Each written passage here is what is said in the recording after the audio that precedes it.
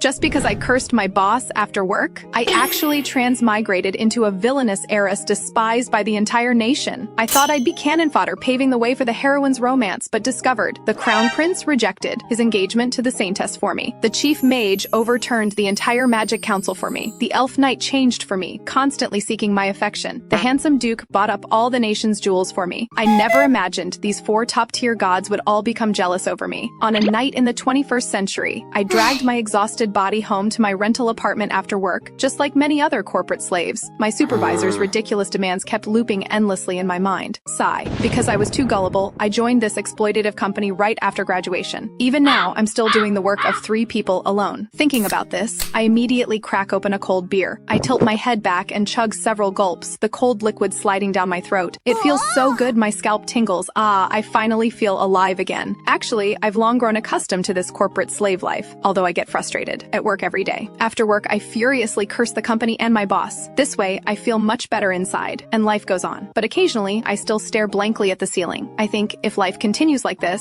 I might as well start over in another world. But who knew my words would become prophecy? When I wake up again, I'm stunned by everything around me. This dazzling golden luxury suite is nothing like my tiny rental room, and these delicate hands in front of me could be hand cream models. Where are my rough hands worn down from typing on keyboards? Just as I'm wondering about this, a maid enters carrying a tray.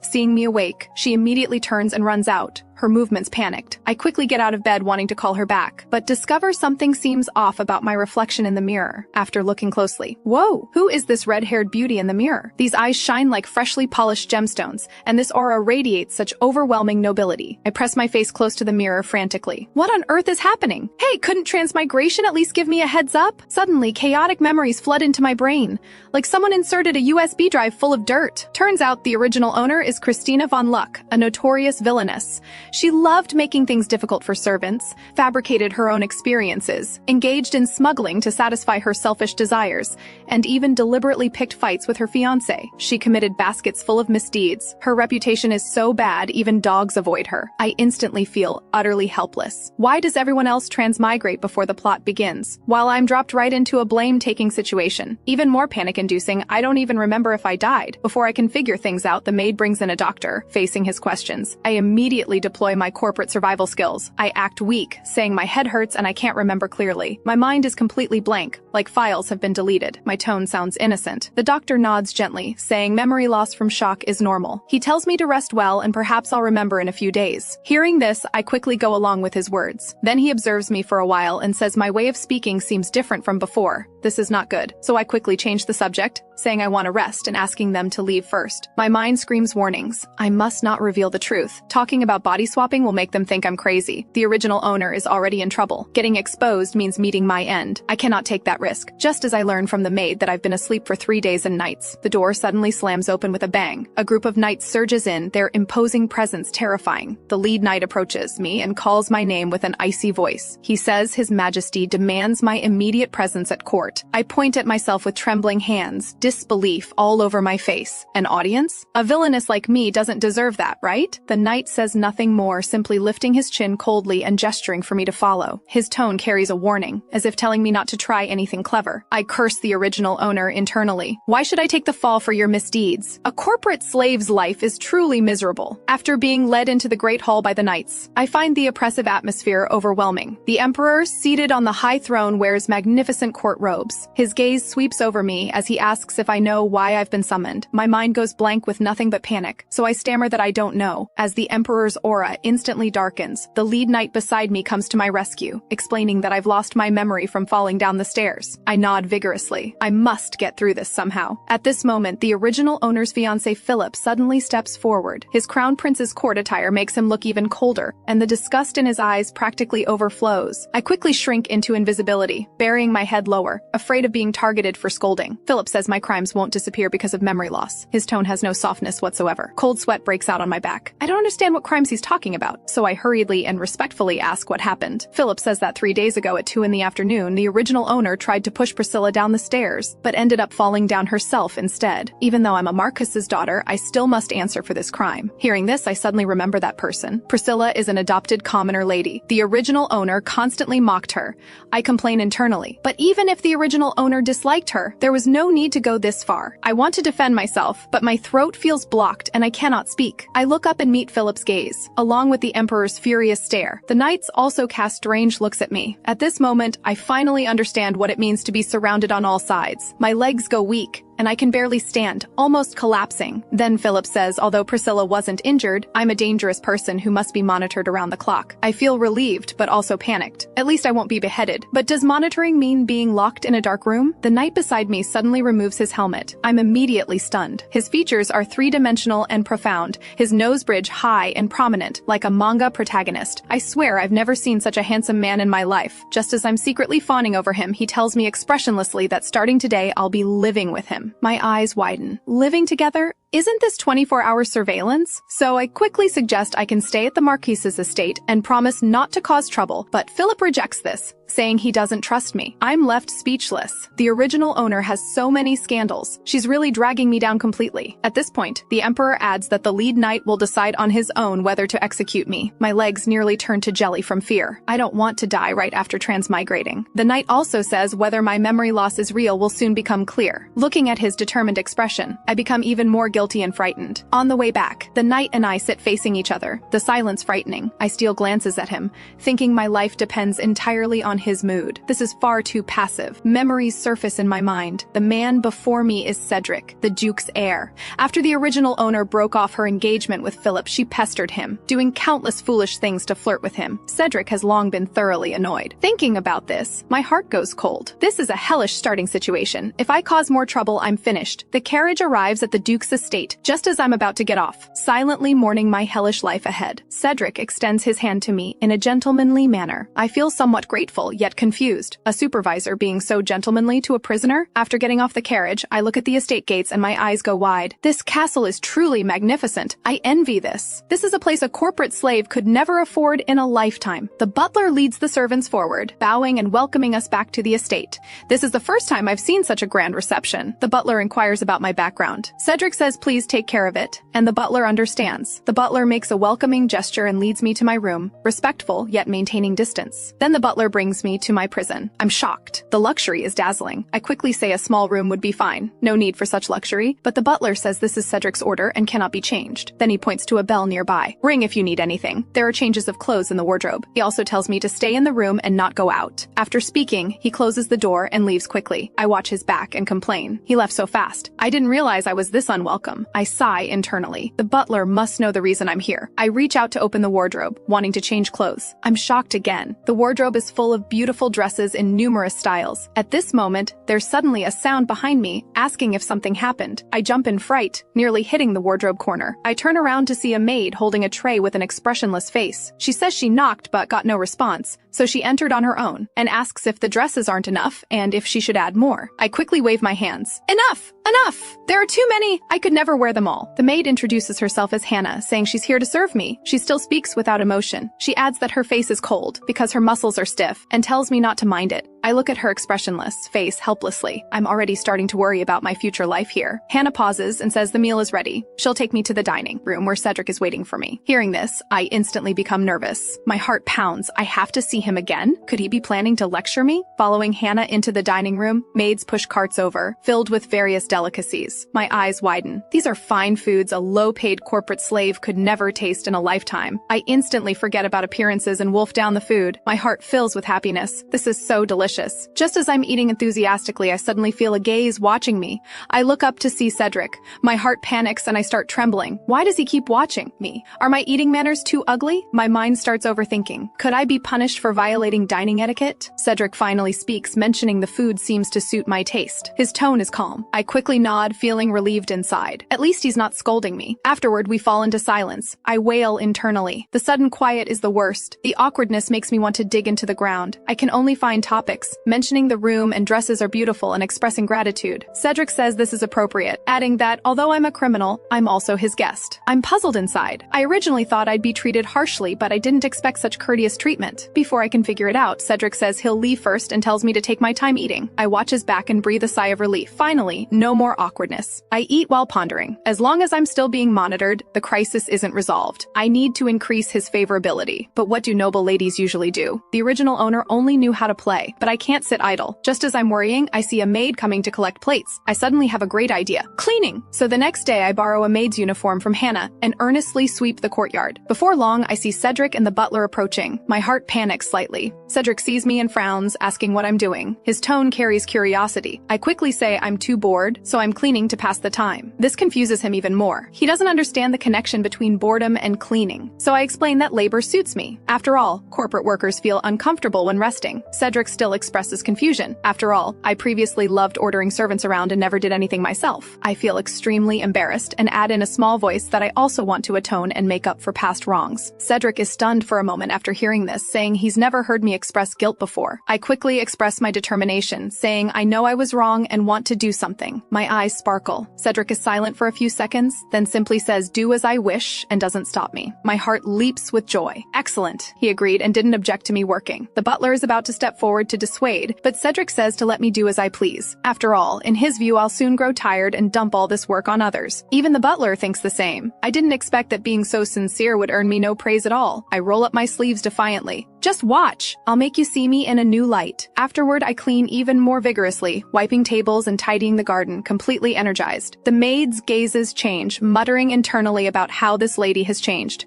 In the blink of an eye, a month passes. I've mastered all the servants' duties in the estate. When maids ask where things go, I can answer casually. When servants ask about old matters, I say they've been organized long ago. I can even catch Hannah napping on the job. All the servants in the estate trust me. I feel secretly proud. I didn't expect to be so suited for this work. Corporate survival skills are truly useful. During this month, I also figure out how things work in the estate. First, the estate has few servants because Cedric prefers quiet and dislikes crowds. Second, the current duke is Cedric's grandfather, quite elderly and rarely goes out. The title will soon pass to Cedric. Finally, and most devastating, magic exists in this world. Yet I can do nothing because the original owner had no magical power at all. I wail at the sky. What a shame! Transmigrating with no cheat ability and not even magic. Just as I'm feeling down, I see something that looks like clothing hanging from a tree. So I decide to go retrieve it. I climb the tree swiftly and skillfully. I grab the item and open it to look. It's actually a portrait of Cedric. The resemblance is striking. When I see the signature is Sebastian, the butler's name. I'm shocked. The butler has this kind of hobby? If he finds out I discovered his secret, I wonder if I'll face consequences. Suddenly, I hear footsteps in the distance. I look down and it's actually Cedric. My heart panics. If he sees me holding his portrait, he'll definitely misunderstand. I quickly try to climb down from the tree to hide, but my foot slips. My body immediately loses balance. I scream internally, "I'm done for! I'm going to fall and it will hurt terribly!" The next second, Cedric catches me. I land on top of him, just as I want to sincerely apologize. Seeing his face up close fills my mind completely with the thought, what a beautiful face. Therefore, before I can react, Cedric suddenly grabs my hand and changes position. He forcefully pins me to the ground, pressing down on top of me. The movement is swift and sudden. My face instantly flushes red. My mind goes blank, completely confused.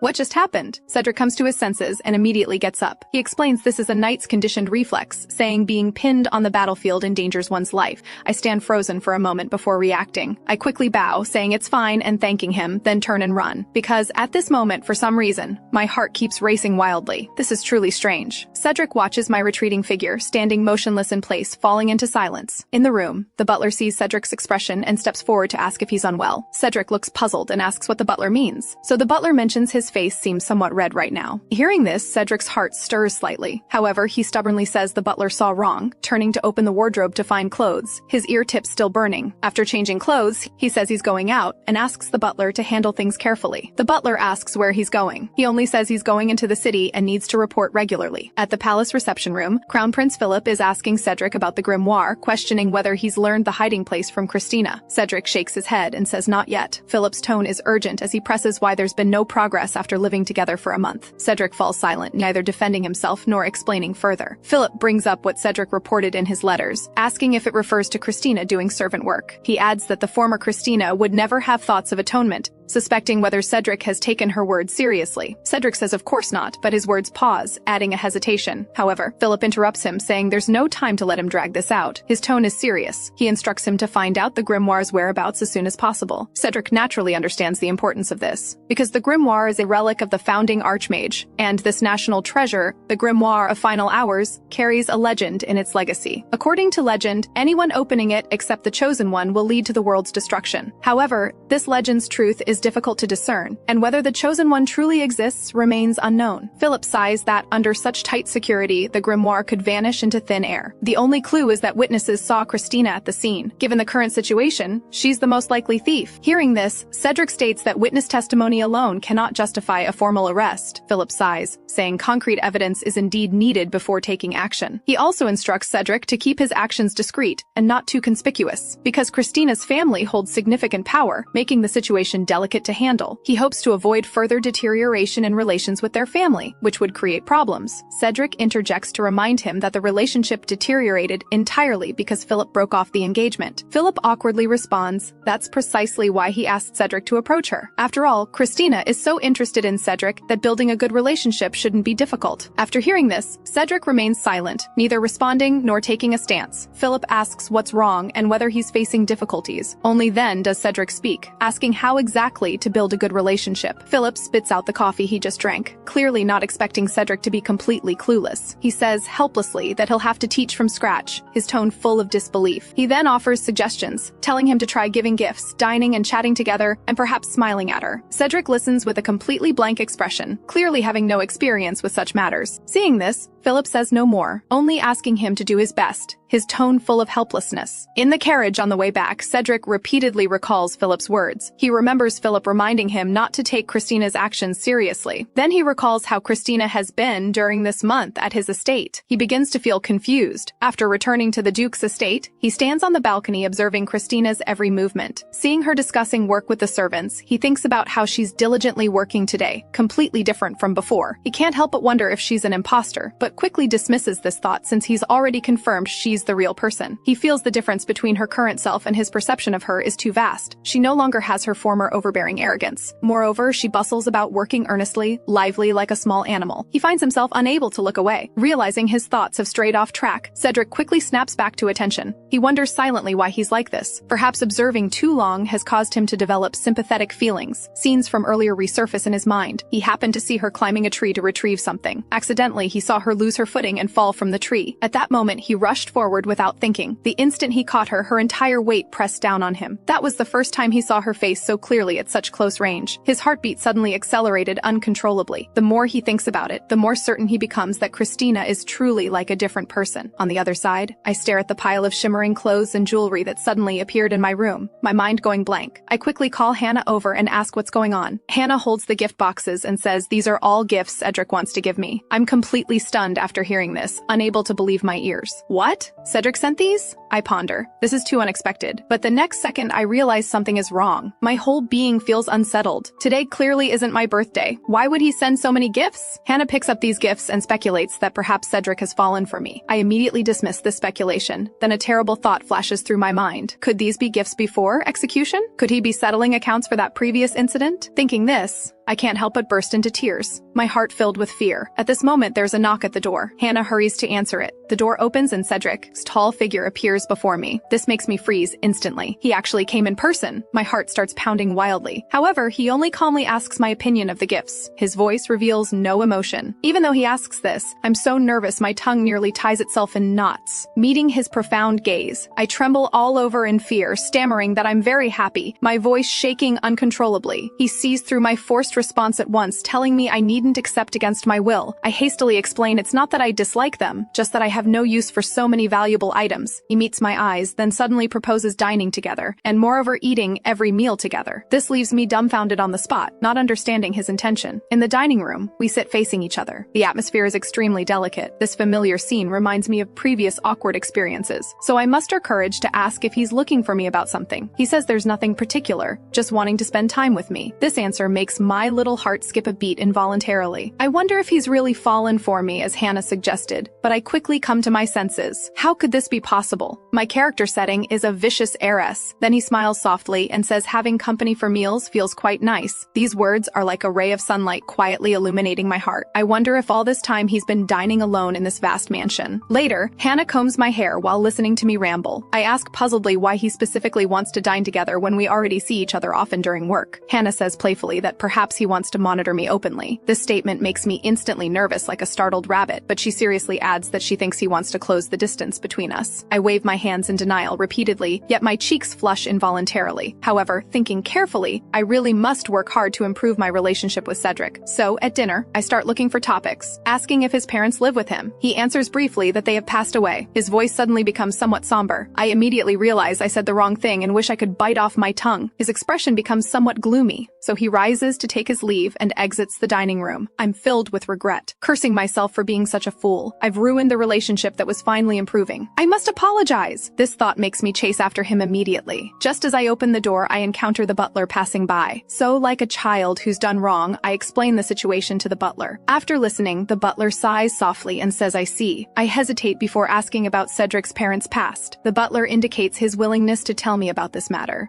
but seriously asks if I'm prepared to touch upon private matters. I recall Cedric's sad expression just now. This truly troubles me, so I must understand the full story in order to apologize properly and comfort him better. So I nod firmly, indicating I've made up my mind to understand him. The butler begins recounting that sealed past, his voice low and sorrowful. It turns out Cedric's parents were victims of a political marriage. After his birth, his parents went their separate ways, paying him no attention. So the old duke, unable to bear this, took in his young grandson to raise him strictly. But that was not familial love at all, rather training a perfect tool and heir. Later, his parents both perished in an accident. Cedric grew up not understanding what love is, nor how to love. These words make my heart ache with waves of sorrow. Not understanding being loved, nor loving others. This experience is so similar to hers. After finishing the story, the butler takes his leave. He watches my contemplative expression from upstairs, softly blessing and hoping I can bring good results for Cedric. The next morning, Cedric is handling official business in his study. After much mental preparation, I finally knock on his study door. Hearing his permission, I push open the door and walk before him. He looks up, his gaze questioning. I keep encouraging myself internally. Then I bow 90 degrees to Cedric, apologizing loudly and presenting the apology gift I prepared to show my sincerity. Surprise flashes in his eyes, clearly not expecting me to come apologize on my own. Then he rises and responds that he also shouldn't have left suddenly, showing insufficient maturity. I quickly shake my head, insisting that prying into his privacy was my fault. Cedric hesitates to speak, finally gently indicating I should lift my head first. I timidly straighten up. I hand him the paper bag, saying although the appearance isn't much, I'm confident in the cookie's taste. So Cedric curiously opens the paper bag. The sweet aroma of cookies immediately wafts out. He asks incredulously whether I made these myself. I nod vigorously, emphasizing these were specially prepared for him. He repeats these words, his eyes suddenly lighting up brightly, watching his delighted expression. I can't help but recall my childhood wishes. Deep in memory, when I was young, I always gazed longingly at my parents' backs. I wanted to share my drawings with mother, but she never spared me a glance. I wanted to chase after brother to share my joy, but only received impatient rejection. The clearest scene in memory is me sitting alone on one side of the dining table, watching parents and brother on the other side, happily sharing cake, while I felt like an outsider. Pulling away from the memories, my heart still feels faintly bitter. At this moment, Cedric picks up a cookie, carefully bringing it to his mouth. He tastes it carefully. I also feel somewhat nervous, not knowing if it suits his taste. Fortunately, I see his face gradually show an expression of enjoyment. He praises how delicious it is, his gaze becoming especially soft. I breathe a sigh of relief immediately. How wonderful. Little flowers of joy bloom in my heart. At this moment, Cedric's gaze toward me changes. I cannot read the emotion within, completely immersed in the joy that the cookies suit his taste. I don't even notice his cheeks beginning to flush. After leaving the study, I walk down the corridor, secretly elated that he seems happy, although only a small step forward. I feel the distance between us has closed somewhat. Suddenly, a sharp stabbing pain strikes from my chest. I stagger and lean against the wall to barely steady myself. Then I discover with horror that breathing becomes increasingly difficult. My vision begins to blur. My body slides down uncontrollably, consciousness gradually fading. I use my last strength to call for help, but no one responds. Soon after, I'm discovered and brought to my room. The doctor now stands by the bed, checking my pulse, with Cedric and the butler keeping watch nearby. Then the doctor expresses helplessly that he is powerless regarding the situation. After hearing this, Cedric angrily orders the butler to quickly summon other doctors. The doctor hastily explains this is because it exceeds their capabilities, requiring expert assistance. So Cedric brings in a purple-haired handsome man who directly points out that I'm experiencing mana overflow. Cedric frowns and asks for specifics. The purple-haired man explains leisurely that this is a rare case, so it's normal he wouldn't know. Then he raises an eyebrow and teases that Cedric dares to order around the royal court's chief genius mage, perhaps mistaking himself for royalty. Cedric impatiently interrupts his teasing, telling him to explain the situation quickly. Hearing this, the mage jokes that this is why he has no friends and should reflect on himself. The mage explains that Christina's body now contains immense magic power that has spiraled out of control. If she cannot withstand it, she will likely die. Hearing this, Cedric's heart sinks. The mage finds it strange that Christina should have no magic power, though these are indeed symptoms of mana overflow. Cedric cares nothing for such details and urgently demands to know how to save her. The mage says he can stabilize her by infusing his own magic power into her body. If the magic circulation goes smoothly, she will wake soon. He emphasizes that while this would be dangerous for an ordinary mage, his success rate is 100%. Cedric immediately urges him to begin the treatment at once. The mage deliberately drags out his words, saying that he was not actually asked to treat her. He asks whether she should really be saved, considering she is a criminal. He reminds Cedric that he was always irritated by her pursuit. He hints that it would be fine to simply leave her be. Cedric would never stand by and watch Christina die. Moreover, he must obtain information about the grimoire from her. At this moment, her radiant smile flashes through his mind. His voice becomes firm as he clearly demands that Christina be healed. The mage nods knowingly, indicating he understands. He then begins to channel his magic power. He feels somewhat moved that Cedric, who shows indifference to everyone, has actually developed feelings. And the object of those feelings is Christina, of all people. The instant his magic touches her soul, he suddenly senses something abnormal. A playful smile crosses his face as he finds this extremely interesting. At this moment, I am walking along a staircase glittering with starlight. I look around in confusion, recalling how I fainted. I fearfully wonder whether I might already be dead. Thinking about how I worked so hard to live in that world only to end up like this, I cannot help but cry out loud. This is simply too cruel. Suddenly, a breathtakingly beautiful woman with long blue-violet hair appears before me. Her divine presence makes even the surrounding starlight pale in comparison. I ask in surprise who she is. The woman gently lifts the hood of her cloak, revealing her stunning features. In a voice like heavenly music, she says, "Welcome back, Christina." She smiles and corrects herself, saying she should call me Say instead. I am utterly shocked. How does she know my original name? I ask her who she really is. She merely laughs softly and says she knows everything about me, which leaves me even more bewildered. I search desperately through my memories but cannot recall anything. I have never seen this mysterious beauty before. She elegantly raises her hand. A gentle light suddenly emanates from her palm, gathering into an orb. She says mysteriously that she must return this very important thing to me. I carefully receive the glowing orb, filled with doubt and curiosity. This is clearly the first time I have seen this mysterious sphere of light.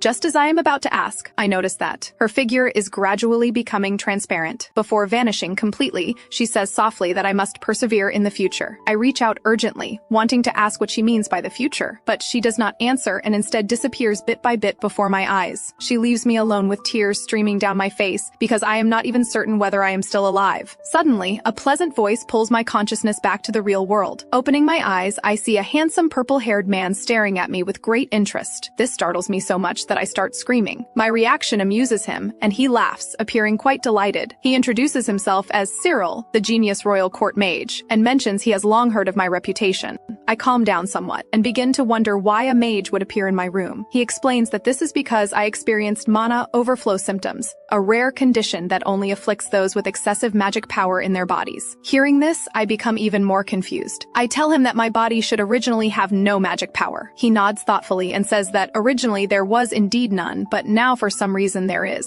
I immediately think of that strange dream, feeling certain the two must be connected. He continues to explain that, although he has temporarily suppressed the situation with his magic power, if things continue like this, my life will likely be in danger. This news makes me freeze instantly. My heart fills with fear in an instant. I do not want to die young at this age. He gently pokes my face and reassures me that this is why he is here. I nod blankly, not yet fully recovered from the shock. At this moment, the door is pushed open, and Cedric and the others rush in anxiously. They hurry to the bedside, each of them looking concerned about me. Cedric urgently asks whether my condition has improved. I quickly assure him that I am fine now, feeling somewhat guilty about his concern. He glares at Cyril and points out that I have been unconscious for 3 whole days. Cyril explains from the side that under normal circumstances, I should have awakened in 1 day. Perhaps it is because my constitution is rather special. I am surprised that I slept for so long again. I'm even more convinced that this must be related to that strange dream. The butler expresses relief that I have awakened. Hannah Hannah asks curiously. Whether the tornado in the room was Cyril's magic, Cyril proudly admits that it was his work and asks whether everyone was impressed. The butler helplessly points out that this magic caused furniture damage that requires compensation. Cyril immediately changes the subject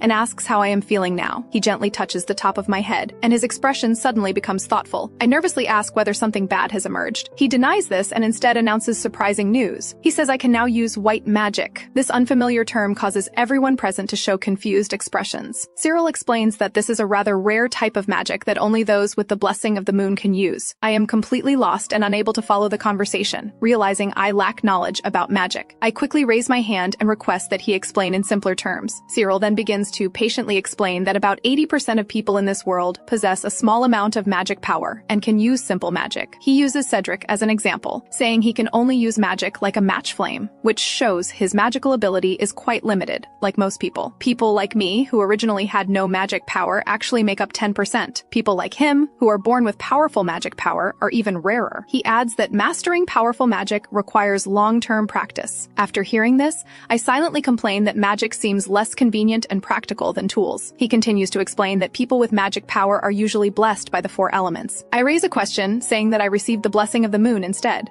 He explains that this is a special case, quite rare even in recorded literature. He takes an unopened flower bud from the vase and has me extend my hand to try. He teaches me to imagine the feeling of releasing energy from my hand. Following his guidance, I concentrate and attempt to release the power within my body. I am amazed to discover that the flower bud in my hand actually begins to bloom slowly. He excitedly confirms that I can indeed use healing magic. I am overjoyed, feeling this is just like a healing character in games. I also silently feel fortunate that this ability seems quite useful in real life. I begin to ask worriedly whether I can truly master this ability. Cyril immediately makes a solemn promise, telling me not to worry because he will guide me seriously. He will serve as my magic teacher. Cedric immediately states that he can teach at this level as well. Cyril counters that Cedric's greatest skill is swordsmanship and bluntly says this would be too much of a stretch for him. Cedric insists on taking responsibility for caring for me, but is asked in return whether he would remain indifferent while watching me fall ill again. Cedric falls silent, unable to continue arguing. Cyril takes the opportunity to state that he is also very interested in me as a person. He then ushers the 3 of them out of the room, saying he must begin teaching immediately. After Cedric and the others leave the room, Cyril states that the teaching will begin now. I nervously agree, preparing to start learning magic control. But before formally beginning, he suddenly moves closer and lowers his voice. With a probing gaze fixed directly on my eyes, he asks who I really am. I answer that I am Christina, my heart pounding like a drum, afraid of being seen through. If Cyril learns I come from another world, I truly will not be able to survive here. Cyril states bluntly that the nature of my soul is different from the former Christina. My mind instantly goes blank. He explains that the original Christina's soul would not have magic power. Therefore, I must be someone else.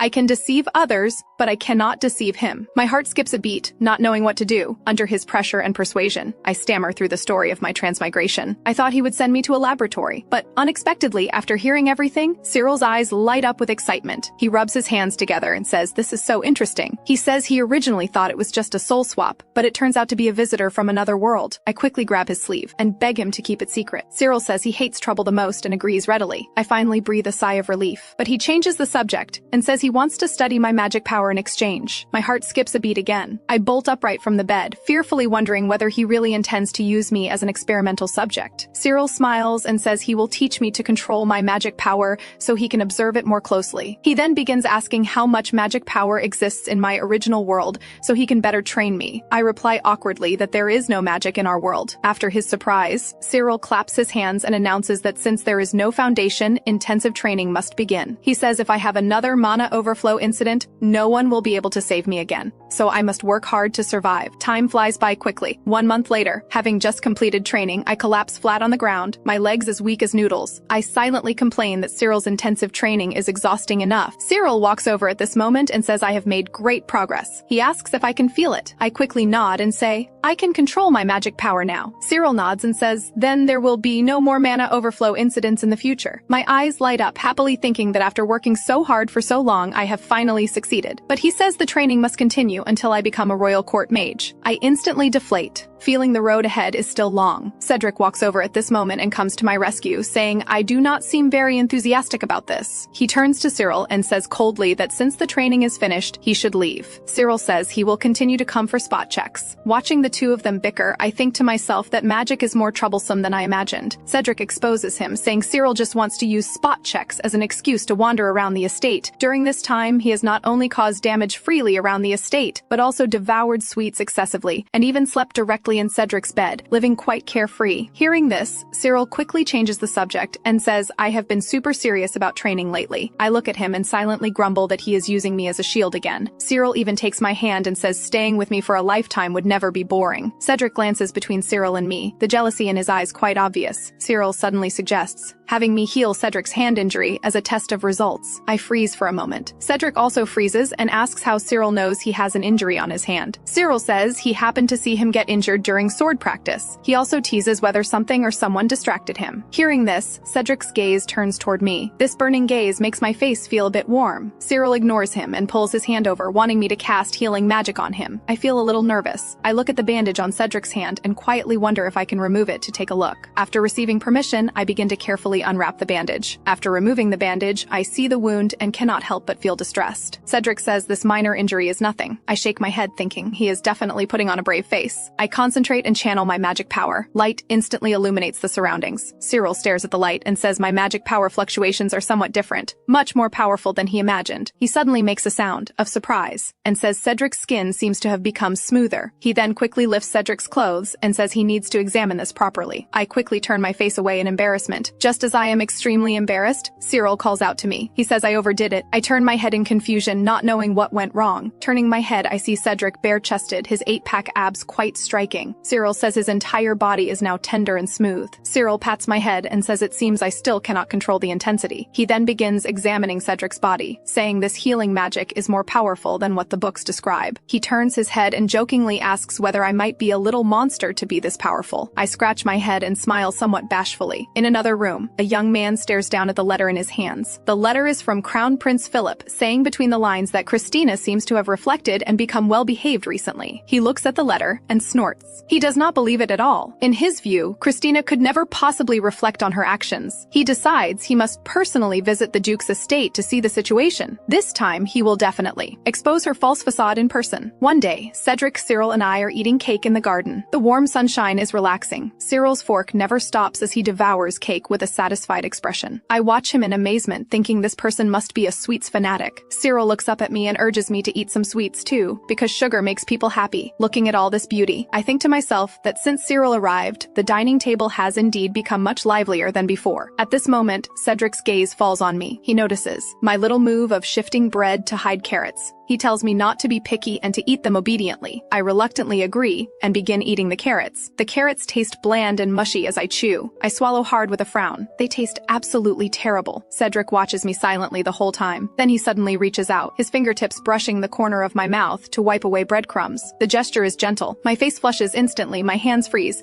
and my heartbeat inexplicably quickens. Cyril grins mischievously, his eyes darting between us as he asks what we are doing. I wave my hands frantically and explain anxiously that Cedric is just being kind and helping me. Cyril raises an eyebrow and says this is the first time he has seen this grumpy guy do something like this for anyone. Cedric presses his lips together and responds that it is not kindness but courtesy. However, this only earns him a meaningful look from Cyril. Watching the atmosphere between them stiffen, I quickly try to smooth things over, saying not to argue and to talk nicely. But Cyril directly asks Cedric whether he dislikes him getting close to Christina. Hearing this, I freeze in place, my mind racing in confusion about what he is saying. At this moment, Cyril adds that after all, he also likes Christina. I am utterly shocked, thinking he must be joking. However, Cedric's expression darkens. He suddenly stands and tells us he has matters to attend to and must take his leave. Cyril watches his retreating figure and whispers to me that male jealousy is truly ugly. Cedric's steps pause, and he glances back at him. Without saying anything, he leaves directly. After he walks away, I immediately complain to Cyril about why he said such things that make the atmosphere awkward. Afraid he will continue, I quickly add that Cedric was most annoyed by the original Christina's pursuit. What if things return to how they were before? Cyril responds nonchalantly,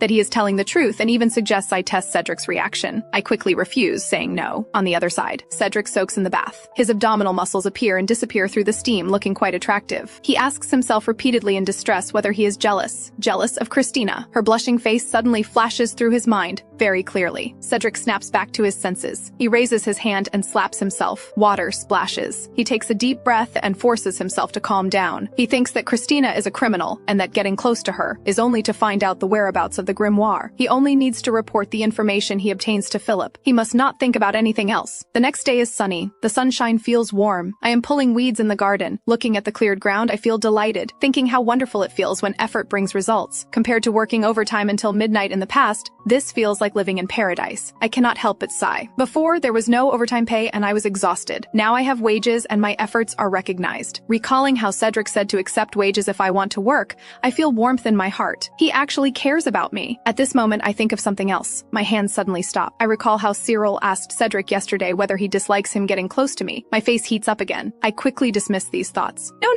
impossible. He is Cedric. How could he be jealous? Cyril must be overthinking.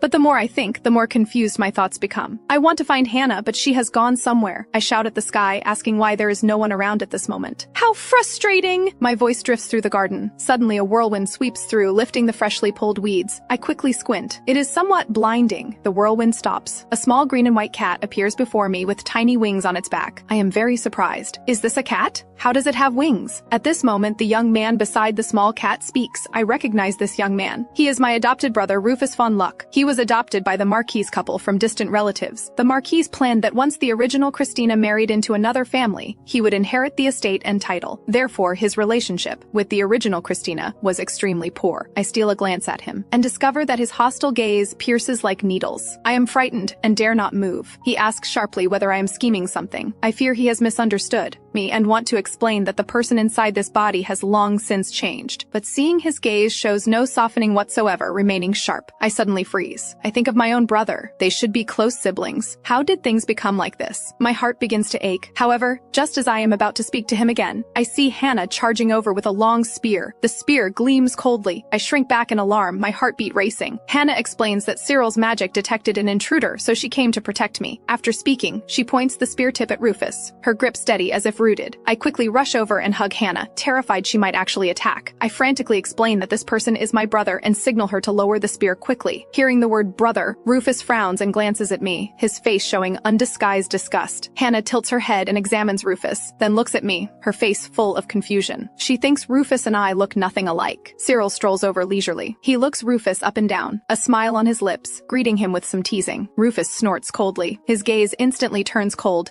his entire being radiating hostility. Cyril raises his eyebrows, his tone unable to hide his defiance as he counters. The air between them feels frozen. The tension grows thicker. When I lower my head, I glimpse the small cat at my feet, fluffy and looking soft. I cannot help but reach out, wanting to touch that gentle fur full of anticipation. The small cat suddenly bristles and transforms into a fierce beast, baring its teeth and snarling at me. Frightened, I quickly jump into Hannah's arms, seeking protection. Rufus calls out once, and the small cat immediately settles down, returning to its docile appearance. Cyril comforts me and explains the reason. I clutch my pounding heart, my mind full of questions about spirits. Cyril seems to recall something and realizes this is my first time seeing a spirit, since I originally had no magic power and no qualification to become a spirit knight. His words truly hurt deeply. Seeing this, Cyril quickly changes the subject and begins patiently explaining spirit knights to me. He explains that among people without magic power, a small portion can see spirits and can form contracts with spirits to gain power. These are spirit knights. After hearing this, I suddenly understand. My eyes brighten, and curiosity wells up inside me. I smile at Cyril, eyes crinkling, thanking him gratefully. He nods gently. Then he suddenly adds jokingly that spirit knights are just lower-tier substitutes for mages. This immediately angers Rufus. He frowns and counters, his tone agitated, clearly disagreeing with this statement. Cyril does not back down either and argues back. The two argue more and more fiercely. Watching them locked in confrontation, I ask Hannah quietly, full of worry. Hannah sighs and says these two arguing is already normal, her eyes showing she is accustomed to it. While arguing, Cyril suddenly conjures a magic orb, his expression serious, as if about to attack. Rufus does not hesitate either and summons the small cat, preparing for battle. I stomp my feet anxiously, my tone full of panic, afraid they will destroy the estate. I quickly rush between the two and block them, continuously shouting to stop, my voice trembling slightly. Cyril looks at me, shrugs, and dismisses the magic orb without continuing the fight, his tone full of regret. I turn to look at Rufus. He looks at me coldly, the mockery in his eyes like shards of ice. He says I am pretending to be good. He will expose me soon and will never forgive what happened before. Hearing this, my heart sinks. thanks. As soon as he finishes speaking, a magic circle appears beneath his feet and takes him away. I want to call out to him, but he leaves too quickly. I can only stand there, stunned. Cyril moves to my side, looking at me and asking whether I am very interested in Rufus. I nod, my eyes full of guilt, wanting to apologize for my actions. Cyril's eyes light up, saying he will help create an opportunity for reconciliation. Hearing this, my heart fills with anticipation, along with some unease. Until I see the scene before me, I am completely stunned. Cyril smiles and points ahead, saying this is a duel tournament between mages and spirit knights. The arena is filled with cheering from the audience. Shouts of magic is strongest make my ears ring. On the other side, shouts of spirits are strongest are equally loud. The entire arena buzzes with excitement. I shrink back at this spectacle. This is too exaggerated, many times more intense than I imagined. Cyril notices my nervousness and reassures me, telling me not to be afraid. He explains this is a traditional competition between mages and spirit knights, and the atmosphere is naturally like this. Hannah adds from the side that this is legal combat permitted by national law. Cyril nods in agreement with Hannah and suddenly says he has an idea.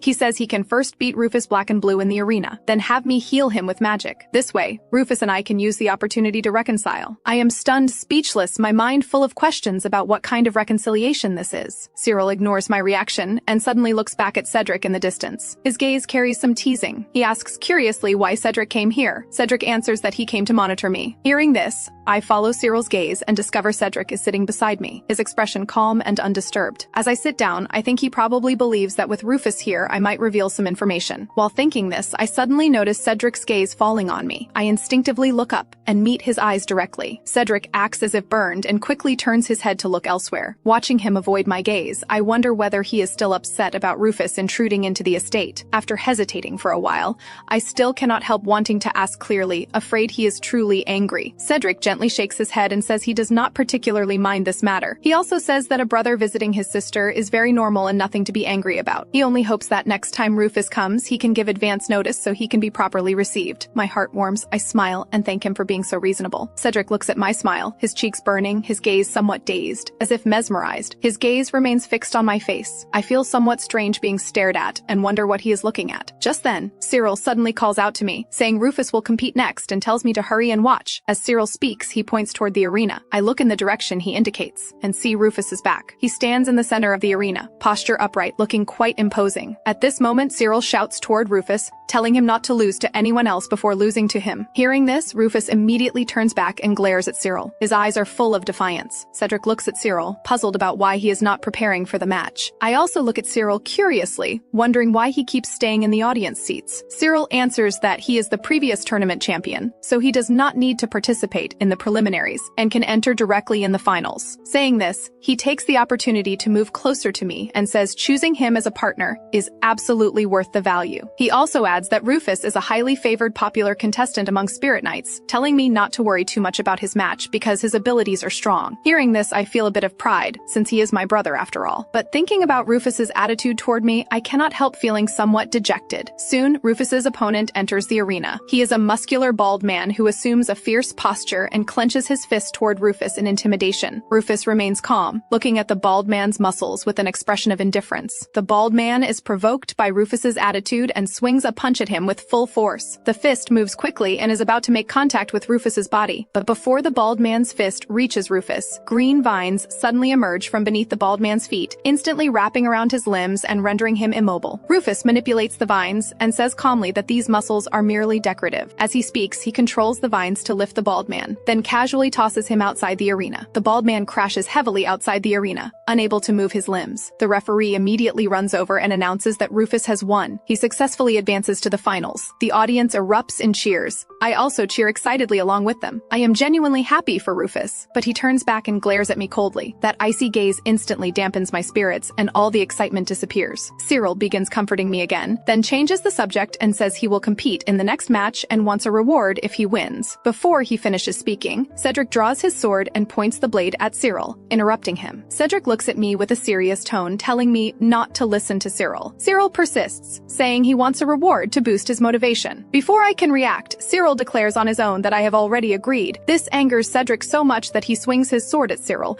but Cyril nimbly dodges. Cyril says with a laugh that it is settled and uses magic to fly himself to the arena. I quickly call out to him, wanting to ask what the reward actually is, but he flies too fast and does not hear me. I stand in place, my mind full of confusion, not knowing what reward he wants. I can only silently pray that Rufus will win, otherwise Cyril will definitely bring up the reward. The referee stands at the center of the arena, excitedly announcing that the finals have finally begun. He introduces Cyril, who earned his noble title through magical power and perseverance, and the audience instantly erupts in thunderous cheers. He then mentions that Rufus is a spirit knight prodigy, and another wave of cheers immediately follows. I discover with surprise that both contestants enjoy tremendous popularity among the audience. Hannah responds beside me, specifically reminding me that the one sitting behind us is more beloved by the young ladies. Hearing this, I turn back to look at Cedric. He is focused intently on reviewing the documents in his hands. Sunlight falls upon his handsome profile, outlining a heart-stirring silhouette. I have to admit, he truly possesses a unique charm that makes it impossible to look away. Hannah gently taps my arm, signaling me not to ignore her presence. She confidently declares that she too is quite a popular and important figure. I think she is joking, since Hannah usually appears quite lazy and ordinary, looking at her unusually serious expression. I cannot help but fall into confusion and contemplation. Cedric speaks up at the right moment to remind us that the match is about to officially begin. We immediately direct our full attention to the intense and thrilling competition. I silently pray that Rufus will achieve victory in this duel. Recalling Cyril's joking remarks before the match about the victory reward makes me feel uneasy. I cannot help but worry about what difficult request he might make if he wins. Finally, the battle between them begins. The audience seats periodically erupt with gasps of amazement, cheering for the spectacular match. The two contestants on the field are engaged in a dazzling magical duel. Rufus summons vines while taunting Cyril, asking if this is all the strength he has. Cyril calmly gathers magical energy and responds, asking how that could possibly be all. The magical energy quickly transforms into a powerful whirlwind. It attacks in Rufus's direction, and Cyril does not forget to remind him that he will suffer severe damage if he fails to defend. Rufus barely dodges the fierce assault. He begins to struggle. This forms a stark contrast with Cyril, who remains effortlessly composed throughout. I discover with shock that the strength Cyril displays far exceeds expectations. At this moment, Cedric suddenly watches a certain direction with a tense expression. A massive boulder thrown by magic hurtles rapidly toward the spectator seats. Cedric swiftly and firmly pulls me into his solid embrace for protection. At the same time, he agilely moves us away from danger. In his warm embrace, I have not yet realized the danger that occurred. When he releases his arms, I finally see clearly the boulder that just flew past. Shaken by the close call, I hastily express my sincere gratitude to him. Cedric then extends his hand toward me. He suggests that I should not leave his side for the time being. For some reason, my heartbeat begins to accelerate, and I agree without thinking. I then obediently place my hand gently in his palm. On the arena, Rufus continues struggling to dodge the continuous attacks. Cyril wields the magical whirlwind to launch an even more ferocious offensive. This leaves Rufus somewhat unable to withstand the assault. Rufus is about to argue that spirit knights are stronger than mages when Cyril cuts him off. This cold response makes the anger in his chest burn even more intensely. His thoughts uncontrollably drift back to distant childhood memories. In his memory, he desperately chased after classmates trying to retrieve his beloved book. That group mocked him, saying someone without magical power like him did not deserve it. They maliciously threw the grimoire to the top of a high tree branch. Young Rufus stood under the tree anxiously on tiptoe, but could not reach it no matter how hard he tried. He could only watch his beloved book helplessly, his heart full of bitter pain. He recalls that the original Christina had once mockingly advised him not to waste his efforts. Rufus felt even more bitter inside, understanding the reality yet still feeling unwilling to accept it. After all, he had witnessed others effortlessly conjuring water with magic. At that time, he was filled with envy. He truly longed to personally experience the wonderful sensation of using magic. At that moment, a mysterious energy fluctuation suddenly rippled through the air. It was young Cyril using magic to easily retrieve the book from the high branch. Rufus widened his eyes as he received the grimoire. He exclaimed in amazement. To master magic so skillfully at such a young age was incredible,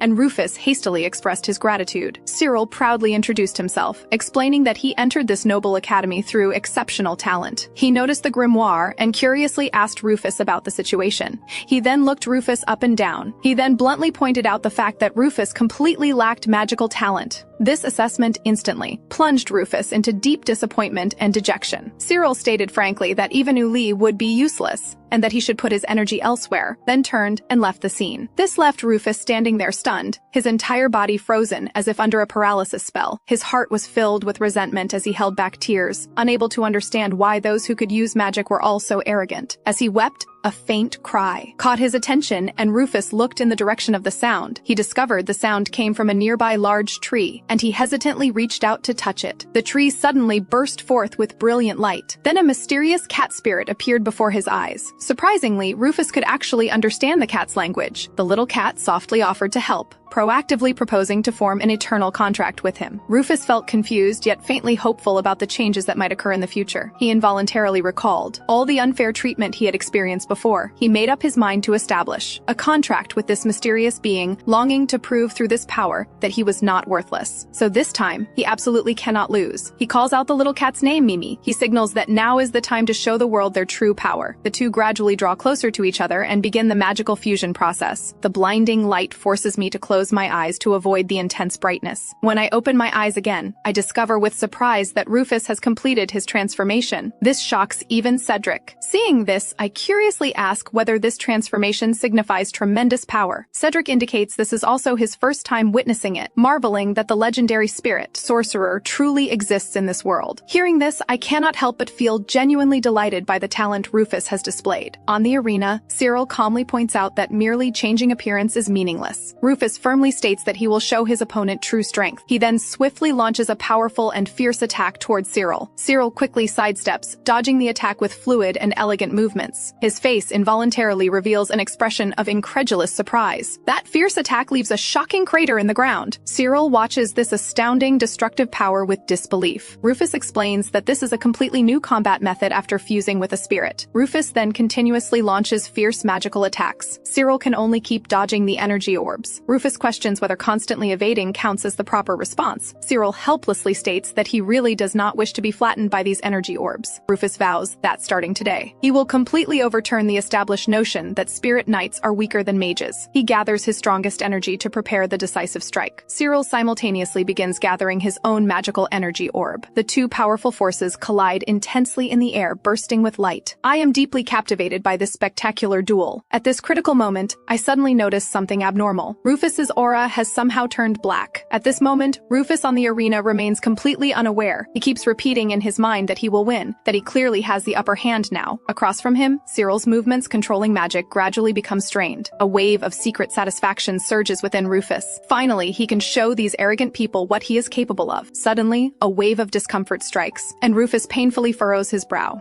His fusion with Mimi is then forcibly interrupted, and they are compelled to separate. Rufus falls heavily to the ground. An ominous premonition wells up in his heart. He is done. Cyril's magical whirlwind roars toward him. Fortunately, it grazes past him and strikes to the side. The match ends, and Cyril walks toward him, saying that closing your eyes during a match will not do. He wears a gentle and concerned smile. This completely unexpected attitude surprises Rufus greatly. The next second, he clearly realizes that he has completely lost. Rufus slowly stands up and admits defeat in a low voice. He then turns without looking back and hastily leaves the competition grounds. No matter how Cyril calls out behind him, he never turns around. I watch his retreating figure, full of worry yet uncertain what to do. Outside the competition grounds, Rufus walks alone on a quiet forest path. Mimi follows weakly, fluttering her wings, her condition clearly poor. Rufus blames himself sorrowfully to Mimi, asking why. They were so close to winning. Why did this happen? As his words fall, Rufus hears a thud. Mimi suddenly falls helplessly from the air to the ground. Rufus's heart clenches sharply, and he rushes quickly toward Mimi. He crouches down to examine her carefully, and discovers that Mimi's condition has deteriorated drastically. At this moment, hurried footsteps behind him catch his attention. He turns back to see me rushing hurriedly toward them. Seeing me approach, Rufus asks in a cold tone if I need something. I answer softly that he looked troubled, so I came to check on him. Rufus says coldly that how he is doing has nothing to do with me, mocking that I surely came to ridicule him for losing. His cold words instantly make me feel irritated. Just as I am about to retort, my gaze suddenly notices the weakened Mimi on the ground. I immediately crouch down and anxiously ask what happened to her. Rufus still stubbornly says this is none of my business. His tone is firm as he tells me not to meddle. I pick up Mimi and raise my voice, telling him to stop. Mimi's condition is already this terrible. Mimi trembles slightly in my arms, her condition worse than before. Seeing this, Rufus no longer argues. His expression gradually darkens. After a moment, he says in a low voice that this is spirit fever. I pause, confused, and repeat the term. Spirit fever? Rufus explains that spirits only contract this when they overexert their power, which is extremely rare. He pauses, his voice dropping lower as he says that if this continues, the spirit will disappear. I am utterly shocked, and my arms holding Mimi tighten unconsciously as I ask how the situation could become like this. I urge that we must quickly find a solution, but Rufus still refuses my help, saying he will handle it himself. I press further, asking if he has a solution. Rufus is silent for a moment, then says that the cure for spirit fever remains unknown. My heart sinks. Does this mean we can only watch her die? Rufus answers angrily that this is all they can do now. I fall into heavy silence. I see Rufus say despairingly that he wants to properly accompany Mimi through her final moments, looking at Mimi gradually, weakening, in my arms. I refuse to simply stand by and do nothing, resolving to try using the white magic I recently learned. Under Rufus's focused and worried gaze, I concentrate intently and begin casting healing magic. I pray earnestly in my heart that this treatment will succeed. Rufus watches the scene before him with incredulous surprise. He cannot understand at all why I, who never learned magic, can do this.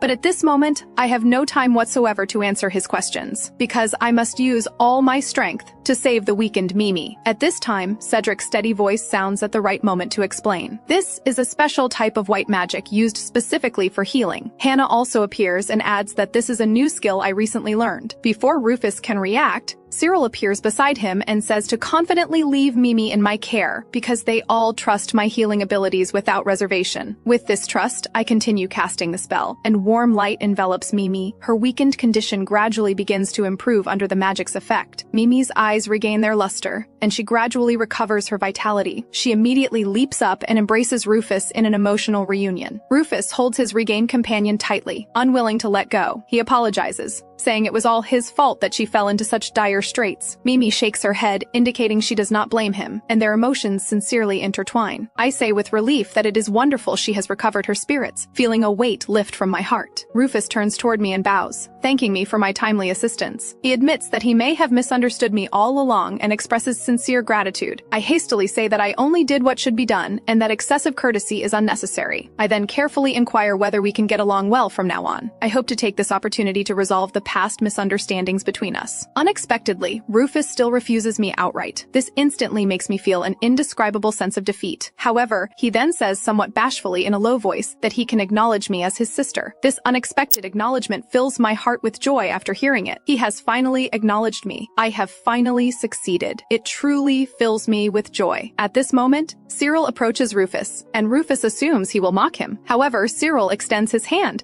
expressing admiration for his spirit arts and stating that the match was spectacular. He recalls that when they first met, he suggested that Rufus focus his efforts elsewhere, and he praises him for having indeed done very well. Rufus did not expect that he would also remember their childhood encounter. Seeing this, Cyril hastily boasts that he is a genius, so of course he remembers. After hearing this, Rufus finally feels at peace, realizing he has finally been recognized. He shyly grasps Cyril's hand in return, and the atmosphere begins to ease. However, Cyril then states that magic is indeed stronger than spirit arts, sparking another argument. I watch them argue helplessly, feeling utterly exasperated. Meanwhile, none of us notice that someone is hiding behind a tree, eavesdropping on our conversation. On the other side, in the royal palace, Crown Prince Philip is alone in his study, focused intently on handling his work. At this time, Antonio reports from outside the door that a visitor has arrived, and after Philip inquires, he allows the visitor to enter. The visitor is Priscilla, who enters and greets Philip with elegant propriety. Philip looks at the visitor and thinks that he has not seen her for quite some time since that falling incident. Philip inquires about her purpose for coming here. Priscilla states that she wishes to apologize to Christina and explain the circumstances. Philip is surprised and asks why, believing she has nothing to apologize for. Priscilla explains that she was not harmed at the time and feels the matter was blown out of proportion. Moreover, she did not confirm whether Christina truly intended to push her. At the time, she merely felt it might happen. Philip states that Christina was actually injured in the fall, and her presence at the scene serves as evidence. He further explains that although Christina suffered severe injuries, she can now walk and her spirits are quite good, good, though she seems like a completely different person. However, Priscilla still insists, leaning closer and requesting an opportunity to apologize. Philip instinctively raises his hand, saying that unmarried men and women should maintain distance, reminding her to observe propriety. Priscilla hastily steps back and apologizes, saying she was careless due to being accustomed to commoner life. Indeed, Priscilla was originally a commoner. She was someone Philip met by chance while traveling incognito, and because her descriptions of commoner life were interesting, Philip met with her several times. However, this angered his then-fiancée Christina. Although Philip explained multiple times that he harbored no special feelings for Priscilla, he then considers the apology opportunity. Perhaps this meeting could help find clues about the missing grimoire.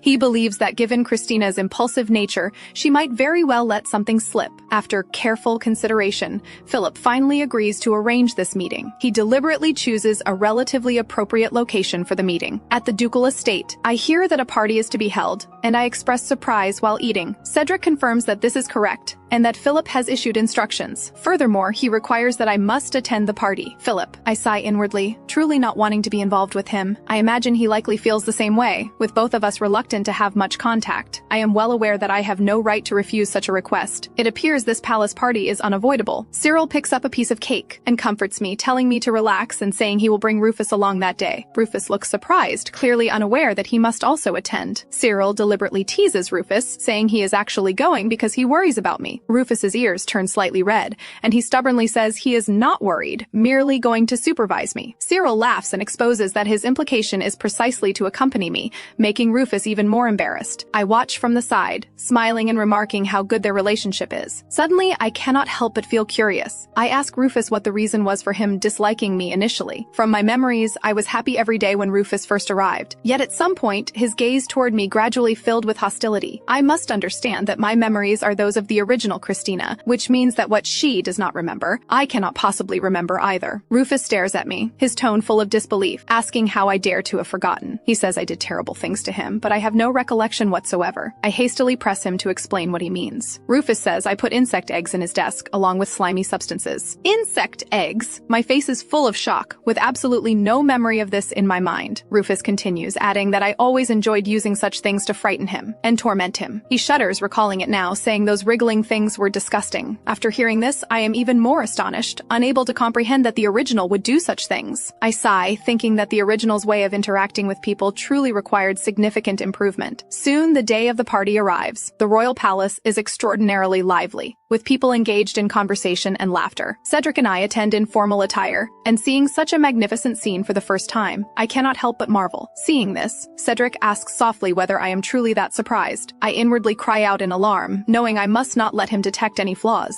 At this time, Cyril pats my shoulder, telling me to relax, while he appears completely at ease. Rufus cannot help but criticize Cyril from the side, saying he is too disrespectful toward me. Cyril deliberately hugs me tighter, provoking Rufus to tell me to object. I do not know what to say, since I have grown accustomed to this, while Cedric watches us quietly from the side. He is likely still wondering whether I will, because of Priscilla, reveal my villainous nature. We converse and interact naturally at the lively party. My gaze suddenly catches a familiar figure. It is Priscilla, the young lady who was allegedly pushed down the stairs by me. Priscilla quickly notices my gaze. She immediately approaches, bows respectfully, and states that she wishes to apologize to me. She says that because of her, I have been treated like a criminal, and she feels deeply troubled by this. I hastily tell her not to do this, saying I was not imprisoned and she need not apologize. Priscilla says that she became too close to Philip, so it is natural that I would be unhappy. Hearing this, I realize there was indeed such a matter, though it was all the original who did those things. She then says she is sorry for driving me to such extremes. I hastily wave my hands, saying I was also at fault, and that I indeed caused her trouble. Priscilla lifts her tear-filled eyes toward me. She timidly inquires whether I am willing to forgive her previous transgressions. I hastily state that this hardly requires forgiveness and tell her not to concern herself. After hearing this, Priscilla shows a delighted expression and says she hopes we can get along well in the future. This sudden goodwill surprises me somewhat. However, I quickly display a smile and gladly accept her proposal. At this time, a voice calling for Priscilla comes from the distance. After bidding me farewell, she turns and departs with a smile. After Priscilla leaves, I still wave goodbye to her with lingering reluctance. I think to myself that Priscilla is truly a very nice person. I cannot help but tell Cyril and the others how likable Priscilla is. However, Cyril says he does not like her and finds her somewhat affected, while Rufus agrees, saying such people appear inconsistent between surface and substance. I feel somewhat confused by their vastly different assessment. I turn and inquire about Cedric's true perspective on this matter. Cedric ponders for a moment and states that he finds people with their own opinions millions more trustworthy. This statement makes my eyes light up instantly. I secretly wonder whether he is suggesting that I should become an independent woman. At this moment, on the balcony, Philip quietly observes our interaction. His gaze is full of doubt, as he likely did not expect that I would not create difficulties for Priscilla. Philip silently contemplates this astonishing change. Could the Christina before him truly be completely different from before? Ultimately, he decides to personally test my true attitude. As we engage in pleasant conversation, I suddenly hear someone calling. I turn to see Philip standing not far away. He approaches slowly and invites me to speak privately with a smile. Philip smiles on the surface, but inwardly he intends to personally inquire about the grimoire's whereabouts. I recognize him immediately as my former fiancé. I begin to feel tense. I instinctively hide behind Cedric. I ask softly what matter he wishes to discuss with me. My entire body tenses into a state of alert,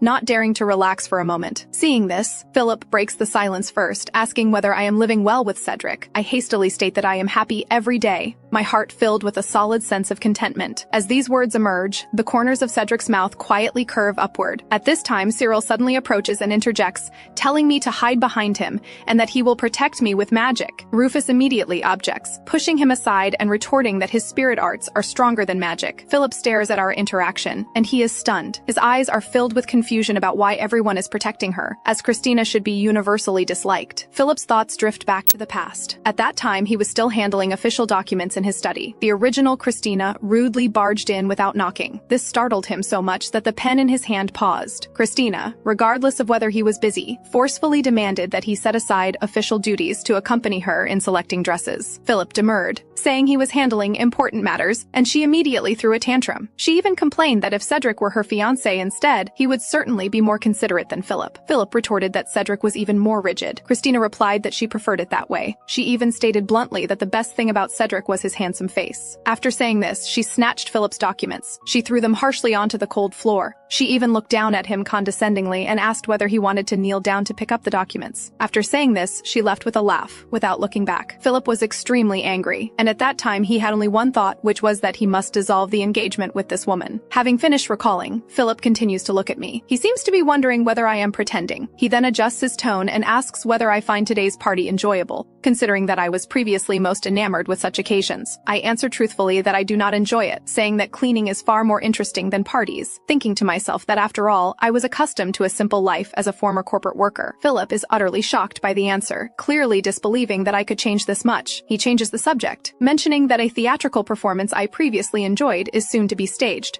asking whether I would like to attend with him. I hastily shake my head in refusal, saying there is still work to be done at the ducal estate. Philip sighs inwardly, wondering why he cannot seem to converse properly with me. Seeing that gentle approaches are ineffective, his expression darkens. His tone suddenly becomes sharp as he reminds me that I am currently under surveillance, and that if I do not comply, I will be executed when necessary. Hearing these words, I instantly panic, my hands and feet turning cold. Seeing my reaction, a flash of satisfaction crosses Philip's eyes, thinking that this approach is indeed effective. He likely believes that continuing this way will allow him to extract the grimoire's location. Meanwhile, I fear inwardly whether I will be discovered as not being the real Christina. I force myself to remain composed and tell Philip that I am not concealing anything. Philip scoffs coldly, saying that I have always been skilled at lying without showing any emotion. My heart instantly collapses, blaming the original's past horrible deeds that leave me unable to refute. Just as I am about to break down, Cedric suddenly steps in front of me. I look up to discover that Cyril and Rufus have also positioned themselves before me, protecting me even more thoroughly. Cyril states that Philip's treatment of a lady is highly improper. Rufus adds his support, saying that suspecting me constitutes an insult to the Von Luck family. Hearing this, my throat tightens and my eyes grow warm. Philip raises an eyebrow and asks whether they intend to become my guardian knights. He turns to look at Cedric and asks whether he thinks the same. Cedric remains silent for several seconds. He then states seriously that he has a duty to ensure my safety. These words surge through my heart like a warm current. I instantly feel considerably more secure. Philip and Cedric exchange gazes for several seconds. The atmosphere becomes somewhat serious, watching this scene unfold. He opens his mouth, but ultimately only sighs helplessly. He then returns his gaze to me. He states that it appears I have truly changed, and this puts his mind at ease. He then apologizes for his recent behavior. He turns and departs, and I watch his gradually receding figure. Only then do I dare to release my clenched hands and breathe a sigh of relief. Cyril reaches out to pat my head and comforts me, saying he can go to Philip's room and unleash a tornado to avenge what just occurred. Rufus echoes this sentiment, saying he will make Philip's room become overgrown with weeds, and I hastily stop them both. Cedric says nothing, merely observing us silently. When evening arrives, Philip stands before the floor-to-ceiling window. He asks Cedric what he meant by contradicting him in that manner. Cedric stands before him, remaining silent without responding. After a considerable pause, Philip continues, stating that Cedric cannot possibly misunderstand his intentions. So why did he interfere? Cedric does not respond, but instead asks Philip whether Christina is truly connected to the grimoire. Philip did not anticipate this question, and he even inquires whether Cedric has developed emotional attachment to Christina. Cedric still does not respond, merely lowering his eyes in silence. Philip continues, stating that based on the current situation, Christina is absolutely implicated. He reminds Cedric to remain clear-headed, as this matter concerns the very survival of the nation. Ultimately, Cedric responds that he understands. At the ducal estate, Cedric walks alone in the corridor, his silhouette conveying deep contemplation. He continues pondering Philip's statement about whether he has developed emotional attachment to Christina. He wonders inwardly whether he has truly developed such feelings for Christina. He knows full well how dangerous the grimoire is, yet he consistently feels that Christina is not acting. As he contemplates deeply, I run toward him with a smile. I hold up the cookies I just made and invite him with a smile to taste them together. Upon hearing this, Cedric's gaze softens, the corners of his mouth curve into a gentle arc, and he accepts my invitation. We then walk forward side by side, preparing to find a comfortable place to enjoy the cookies together. The following day dawns brilliantly clear. I carry a broom in the garden, diligently sweeping. I mutter inwardly that the tension from the party has not yet dissipated.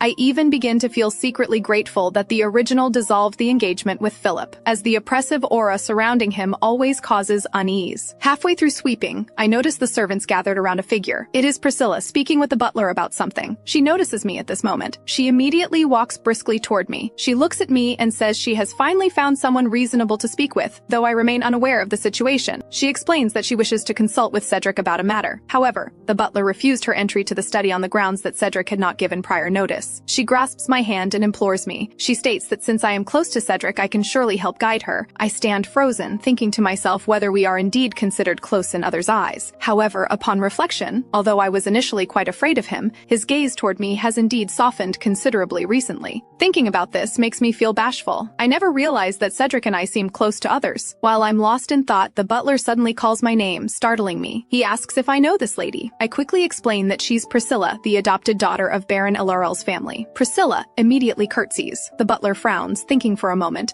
and decides she doesn't seem to be lying. He says he can go inform Cedric first. Priscilla becomes overjoyed upon hearing this and eagerly asks if she can enter now. Before the butler can finish refusing, she interrupts and turns to me, asking me to show her the way since Cedric and I are so close. Hearing this, my cheeks burn as I wonder to myself, do we really seem that close? Suddenly snapping back to reality, I realize this isn't right. I can't let her lead me around so easily. So I state that I can't take it upon myself to bring her to see Cedric. Just as I finish speaking, the butler returns, saying he's received the master's permission and can take her there. The situation becomes awkward, so I go with the flow and say I'll show the way. Priscilla quickly thanks me. At this moment, Cedric is in his study. He's still thinking about Philip's words. He recalls Philip saying that Christina is connected to the grimoire and telling him to wake up. He gazes out the window and murmurs softly that he's actually very clear-headed right now. At this moment, someone knocks on the study door. Cedric responds, allowing them to enter. I push open the door and say I've brought Miss Priscilla. He walks toward us, saying the butler has already informed him about this. At this moment, Priscilla looks at Cedric with unusual intensity, as if with a special kind of enthusiasm. Then she turns to me and thanks me for showing the way, saying she won't trouble me further and asking me to leave first. I freeze for a moment and say I'll take my leave then. As I exit the study and gently close the door, I lean against it, pondering. Was I just kicked out? I console myself, thinking they must have something to discuss privately, which is why they asked me to leave. The more I think about it, the more curious I become. What do they need to talk about alone? Priscilla is already popular with men. A thought suddenly pops into my head. Could it be that Cedric likes her too? After all, Priscilla is close to the crown prince, so she must know Cedric as well. Thinking this, my heart feels stuffed with cotton. Even breathing feels heavy. I touch my chest, wondering why I feel this suffocating sensation. I've never felt this way before. Inside the study, Priscilla is enthusiastically making small talk with Cedric. While talking, she even reaches out and places her hand on his arm. Cedric immediately withdraws his hand and reminds her coldly that she shouldn't touch others casually. Priscilla hastily apologizes,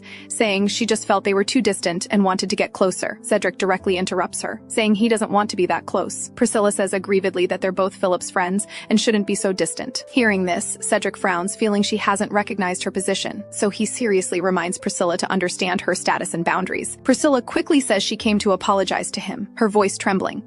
Cedric raises an eyebrow and asks why she needs to apologize. Priscilla lowers her head and says, self-reproachfully, that it's because of her that he has to take care of Christina. Taking care of Christina Christina must be exhausting. She even suggests letting Christina return to her own home, saying she no longer minds what happened before. Hearing this, Cedric's expression immediately changes. He responds coldly that taking care of Christina isn't just because of her, it's a royal decree, not her decision to make. Priscilla smiles and refutes, saying she's the victim and the king will listen to her. Cedric finally loses patience and tells her to go back. Priscilla freezes, staring at him, not expecting him to be so firm. So Cedric emphasizes again, "I'm telling you to leave." Cedric tells Priscilla to either leave on her own or be dragged out. He reminds her not to assume every man will be pleasant to her. This is far too presumptuous. He states bluntly that he has no interest in her whatsoever. He warns her not to pretend they're familiar and get close. She'd better restrain such behavior in the future. Finally, he issues the order to leave, asking if he really needs to call someone to drag her out. Priscilla's face fills with shame, and she doesn't argue further. She turns and rushes out of the study in obvious embarrassment. At this moment, I'm sweeping the courtyard with a broom. Suddenly, someone calls my name, startling me. I turn to see it's Priscilla. Her eyes are red, tears streaming down her face, looking deeply wronged. Before I can react, she accuses me of being terrible. Then she says loudly that I should set Cedric free. I'm completely bewildered, unable to make sense of this. She cries, explaining that Cedric should fulfill his knightly duties, not waste his talent monitoring me. She says he takes pride in being a knight loyal to the royal family and is a talented individual recognized by all. Yet now he's trapped in this estate watching over me, unable to perform his original guard and combat duties. She cries, pushing all the blame onto me, insisting firmly that I've harmed Cedric. This causes deep guilt to rise within me. I've indeed heard that Cedric is a trusted and capable knight at the royal palace, his abilities highly recognized by the royal family. Now, because of the royal decree to monitor me, even his core responsibilities are being delayed. I feel extremely guilty, but he's acting under royal orders. Defying them would surely bring severe consequences. Priscilla immediately responds, saying that if I just leave, he can regain his freedom. She smiles and says that once I'm gone, Cedric won't have to keep taking care of me. I say worriedly that if I leave without permission, he'll be held accountable by the royal family. I can't do that. She tells me not to worry, saying as long as people think I wanted to leave on my own, it'll be fine. After all, everyone knows my former temperament. They'll only sympathize with Cedric. I think to myself that she's right. The former Christina was indeed capable of doing any outrageous thing. She continues, saying she'll help testify that she saw me leave, but I was too emotionally unstable for her to stop. There won't be any problems. I remain silent, my heart full of conflict and unease. Finally, I can't help but ask if Cedric has said anything about me. Priscilla pretends to think, then she smirks secretly. She lies to me, saying Cedric finds me troublesome but has no choice because of the royal decree. My heart sinks hearing this, so I really do trouble him that much. After saying all this, Priscilla rummages through her bag for something. Then she hands me a package she'd prepared in advance. She says wearing regular clothes would make escape easy to spot. Disguising as a commoner is safer,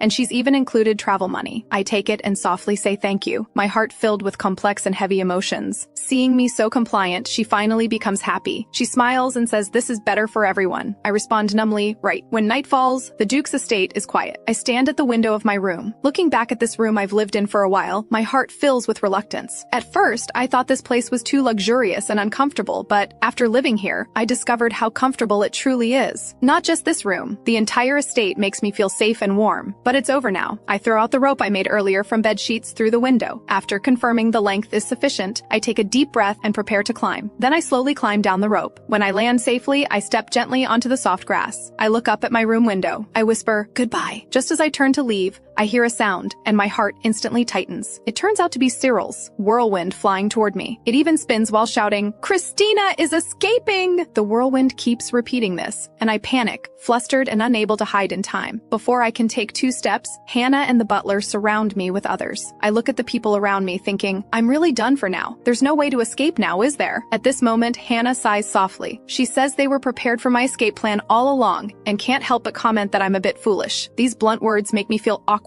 instantly. At this moment, steady footsteps suddenly sound from behind. I instinctively turn toward the sound. I discover it's Cedric walking toward me. He gently says he wants to hear my explanation first. I panic instantly, not knowing how to explain. So we come to the reception room. Cedric thoughtfully pours tea for me. I sit across from him, thinking to myself how awkward this is. I have no idea what to say. The silence continues for quite a while. Cedric breaks the silence first, asking why I'm not drinking the tea. I quickly respond, I'll drink it. Then I take a sip. The The tea's fragrance spreads in my mouth. It's delicious. Though if I weren't in such a tense situation, this tea would taste even better. Cedric looks at me and finally asks the crucial question, why I wanted to leave. I lower my head and answer in a small voice that I felt I was causing him trouble. Cedric frowns and repeats, trouble? Clearly confused. I explain that Priscilla told me that because of me, he couldn't fulfill his nightly duties, which troubled him greatly. So I thought if I left, he could return to normal. It would be better that way. Cedric suddenly interrupts me, his tone clearly surprised, asking what I just said. I repeat quietly that he finds me very troublesome. He immediately explains that he doesn't remember saying such things. He never mentioned these matters to Priscilla at all, because Priscilla was sent away after saying just a few words. I'm completely stunned, filled with confusion, but I still can't help asking. Even if he didn't say it, doing monitoring work and being unable to fulfill his duties must be troublesome. Hearing this, Cedric falls silent for a moment, then honestly says that at first, he did find it somewhat troublesome. Hearing these words, my heart sinks. An indescribable sadness spreads through my heart. However, he suddenly changes his tone, which becomes unusually gentle. He says softly that he no longer thinks that way. I lift my head sharply to look at him, my eyes filled with delighted surprise. He says he was taught from childhood to live for the Duke's family, and the first thing he learned was to restrain his emotions. All his actions put the family's interest first. He never acted on emotions and grew up according to his elders' expectations. Later, he became Crown Prince Philip's capable assistant. Though he didn't dislike this life, he always felt something was missing. Then he looks up at me, his gaze especially tender. He continues, saying he's now discovered that meals taste better when shared with someone. He's also discovered how enjoyable conversation with someone can be. He's even discovered how delicious handmade cookies are. I'm deeply moved. I never expected him to notice these small things related to me. Then he earnestly calls my name. He says these have nothing to do with work. He treasures the time spent with me. These words flow into my heart like warmth, moving me nearly to tears. So I smile and answer him firmly. I want to stay because I want to be with everyone. Want to be with Cedric. Cedric is extremely surprised hearing this. Then he breaks into a genuinely warm smile that warms my heart. The next morning, urgent knocking sounds at the door. This noise wakes Cedric, who is still sleeping. It also interrupts the pleasant dream I'm having. So we rush to the door in our night clothes and ask in unison what's happening. After seeing who it is, I freeze. Standing at the door are Cyril, Philip, and Rufus. Seeing them, Cedric complains, asking why Cyril didn't just come in as usual. Cyril explains with a smile that since he brought the other two today, he specifically came through the main entrance. I ask in confusion if something happened, thinking that Cyril and Rufus visiting frequently isn't unusual, but I didn't expect even Philip to come personally. Cyril explains that after learning about my escape attempt, they rushed over immediately. My heart tightens. Yesterday's incident spread so quickly. Cyril says the tornado in the estate is surveillance he set up long ago. He knows immediately when something happens. He adds that he summoned the other two. Only now do I understand that I've been under close surveillance all along. Cyril asks why I wanted to escape. I'm at a loss for words, wanting to say the reason involves Cedric, but finding it hard to articulate. Cyril doesn't wait for my response. He suddenly suggests that if I leave, I should come to his house. He'll treat me like a wife. I'm instantly shocked hearing the word wife. Hearing this, Rufus instantly appears in front of Cyril, interrupting him with obvious anger. He insists that even if I leave, I should return to my own home and absolutely cannot go to Cyril's. He even turns to me for confirmation, asking if I have anywhere else to go besides my own home. After all, I don't have any friends. This hurts me again, but thinking about it, returning to the Von Luck family with my current personality would only make them worry. So I quickly find an excuse to decline, saying returning would only cause trouble. At this moment, Philip claps his hands to break the deadlock. He suggests going inside to talk, saying this won't be finished quickly. So the five of us head to the reception room together. Hannah quickly brings in prepared refreshments. Philip brings up the topic first, saying I seem to have thoughts of leaving here. Hearing this, I panic instantly. My heart fills with fear. I'm done for. Am I going to be punished? Could it be execution? But unexpectedly, Philip suddenly says there are empty rooms in the royal capital as well. I freeze, not understanding his meaning. He continues, saying, next time I want to leave, I can go to the royal capital. I think to myself, as if I'd go there. Though Philip's smile appears warm on the surface, I still feel scared. After all, I was almost sentenced to punishment. At this moment, Philip is calculating internally, thinking that moving me to the royal capital would make surveillance more convenient. Previously, he thought I was interested in Cedric and keeping me here would make extracting information easier, but clearly that's not working now. He sneaks a glance at Cedric, suspecting Cedric probably won't agree with his current plan. At this moment, Cyril suddenly remembers something and asks where his tornado went. Hannah calmly answers from behind him that it was broken. Cyril asks in surprise why. Hannah explains that the tornado kept shouting and was too noisy, so she broke it. Cyril becomes even more surprised, persistently asking how Hannah broke it with her bare hands. Rufus watches from the side, helplessly commenting that Cyril's reaction is too absurd. Then he turns to look at me and asks again about my reason for for wanting to leave. I feel helpless. I thought we'd moved past this topic, but it's circled back. Rufus says that regardless of the reason, he'll stand on my side. Then he corrects himself awkwardly, saying the Von Luck family will always stand on my side. But I'm so anxious right now that I'm not paying attention to Rufus's words at all. I'm only worried about not being able to give Philip a satisfactory explanation and being charged with some crime. While I'm anxious, Cedric suddenly speaks up. I immediately look at him as if being saved. He says I wanted to get some air because life here had become exhausting and depressing. I'm filled with surprise, not expecting him to speak up for me, and he found such a reasonable explanation, truly worthy of Cedric. Philip counters, saying if I wanted fresh air, I could have just asked to go out. No need to sneak away. Cedric explains on my behalf that I'm here because of the royal decree and thought I wouldn't be allowed to go out, which is why I did something foolish. Philip makes a meaningful sound of understanding, yet his gaze remains locked on me. I nervously maintain proper posture, not daring to move. His gaze carries a heavy, oppressive weight that nearly suffocates me. When he finally stops pressing, I exhale with relief. However, Philip suddenly stands up. He walks slowly toward me, and alarm bells ring in my mind. I can't figure out his intentions at all. Watching him approach, fear rises within me. What's happening? What's happening? Why is he getting closer? What is he going to do? This is terrifying. Then he reaches into his coat for something. He extends it toward me. I instinctively close my eyes and flinch, expecting something bad to happen. But after waiting a few seconds with nothing happening, I open my eyes in confusion. I see he's holding a ticket. He says it's for a theatrical performance, perfect for getting some fresh air. So I take the ticket and respond softly. Looking down, I discover there are actually 2 tickets. I ask in confusion why there are 2. Philip says I can't go alone, so he suggests that Cedric and I go together. Cedric is clearly taken aback hearing this. Hearing this, my heart races instantly. Going with just Cedric? Isn't this a date? The next day, Hannah helps me into a dress, and the word date keeps popping into my mind. As she picks up a comb to do my hair, I'm still lost in thought. Is this really a date? It isn't until my hair is nearly done that I suddenly realize. I shout in surprise, a date? Hannah says my reaction is too slow, mentioning I had a fiancé and should have been on dates before. I nod in agreement, but I'm not confident inside. I think of the original owner's previous dates, cold tea gatherings where they ignored each other, and boring parties where they didn't speak, each doing their own thing, even trips where they shared a carriage but remained silent the entire journey. I can't help but wonder, could those cold interactions really be called dates? Hannah finishes my hair and says with satisfaction, "There, all done!" Then a servant opens my door. I walk out gracefully, trying to appear natural. I look up and see Cedric standing at the door. Today he's wearing a sharp formal suit that makes him look more handsome than usual, especially striking. I'm somewhat amazed. I didn't expect him to dress up specially for this outing. The butler gently reminds Cedric beside him to take my hand and escort me to the carriage. So Cedric extends his hand toward me, gently asking me to give him my hand. My cheeks burn as I respond softly, "Okay." I slowly place my hand in his palm. He helps me into the carriage, the warmth from his fingertips making my heart beat faster. Sitting in the carriage, I think to myself, starting off this intimate, my heart won't be able to take it. It's all because everyone keeps saying it's a date, creating this atmosphere. I repeatedly tell myself, it's just an outing to watch a performance, just a regular outing. I sneak a glance at Cedric across from me and find that no matter when I look, he's incredibly handsome. I hesitate before apologizing to him for troubling him to accompany me out. Hearing this, Cedric looks up at me. He says softly and seriously that he doesn't mind at all. I freeze, not expecting him to say this, warmth spreading through my heart. Before I can ask more, Cedric looks out the window and says we've arrived, indicating the carriage has stopped. He gets out first, then turns to help me down. I'm still thinking about what he meant by doesn't mind. We arrive at the opera house. Inside, the seats are filled with audience members, everyone's faces showing anticipation. Cedric leads me to the very important person seats. The view is excellent. We can see the stage clearly. After sitting down, I start to worry. Will I be able to enjoy watching this performance? After all, this is my first time watching a performance, and in another world at that, different from modern shows. However, I'm clearly overthinking because I've become completely immersed and can't pull myself away. I cry while exclaiming continuously, "This is amazing! The performance is absolutely wonderful. The magical effects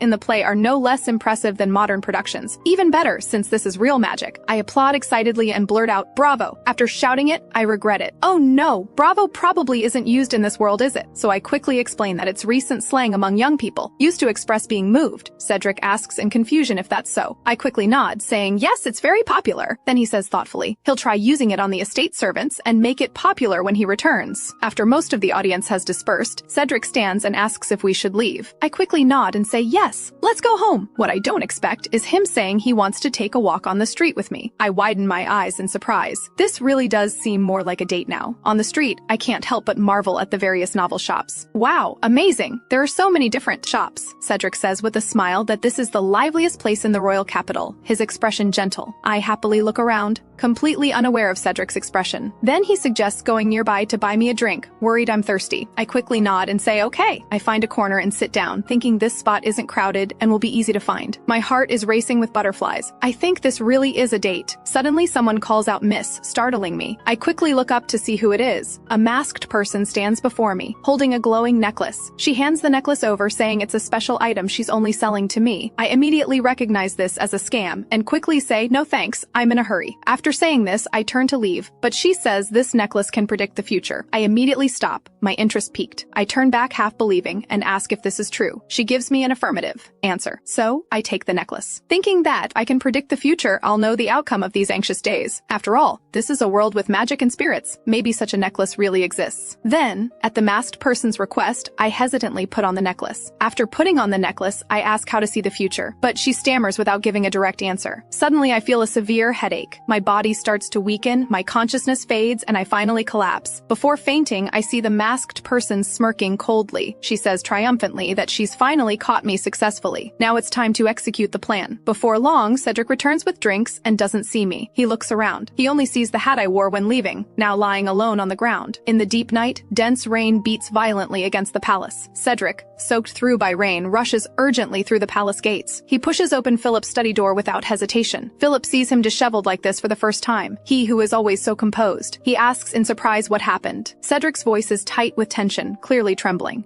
He reports in anguish that Christina has been kidnapped and disappeared. Meanwhile, in an unfamiliar abandoned warehouse, I slowly open my heavy eyelids, my head throbbing with dull pain. Looking around at the cluttered environment, my heart fills with helplessness and panic. I try to get up but discover I can't move freely at all. Only then do I realize my hands and feet are tightly bound with rough rope. I instantly understand that I was deceived by that necklace-selling masked person. At this moment, low male voices can be faintly heard outside the door. I quietly move my body closer to the door and peer carefully through the gap. I see the masked person reporting the successful capture to a burly man. The leader nods with satisfaction and praise. I study his face carefully, but I discover I've never seen this unfamiliar face in my memories. Suddenly, the leader turns toward the warehouse and loudly orders me to come out. I have no choice but to suppress my fear, steel myself, and slowly walk out. The leader looks me up and down and asks provocatively if I had a good dream. I force myself to stay calm, suppressing my fear, and retort that it feels like I'm still in a nightmare. Inside, I'm screaming for help, but I can't show weakness. I must hold on. I tell myself that no matter what their purpose is, I can't let them see that I'm afraid. Taking a deep breath to gather my courage, I ask what they want. The leader says they were simply hired to kidnap me. Nothing else matters to them. Money is the only thing they're interested in. They don't care about anything else. They say excitedly that their client pays generously. Just for kidnapping, they get a lot of money. I realize with alarm that someone specifically paid them to kidnap me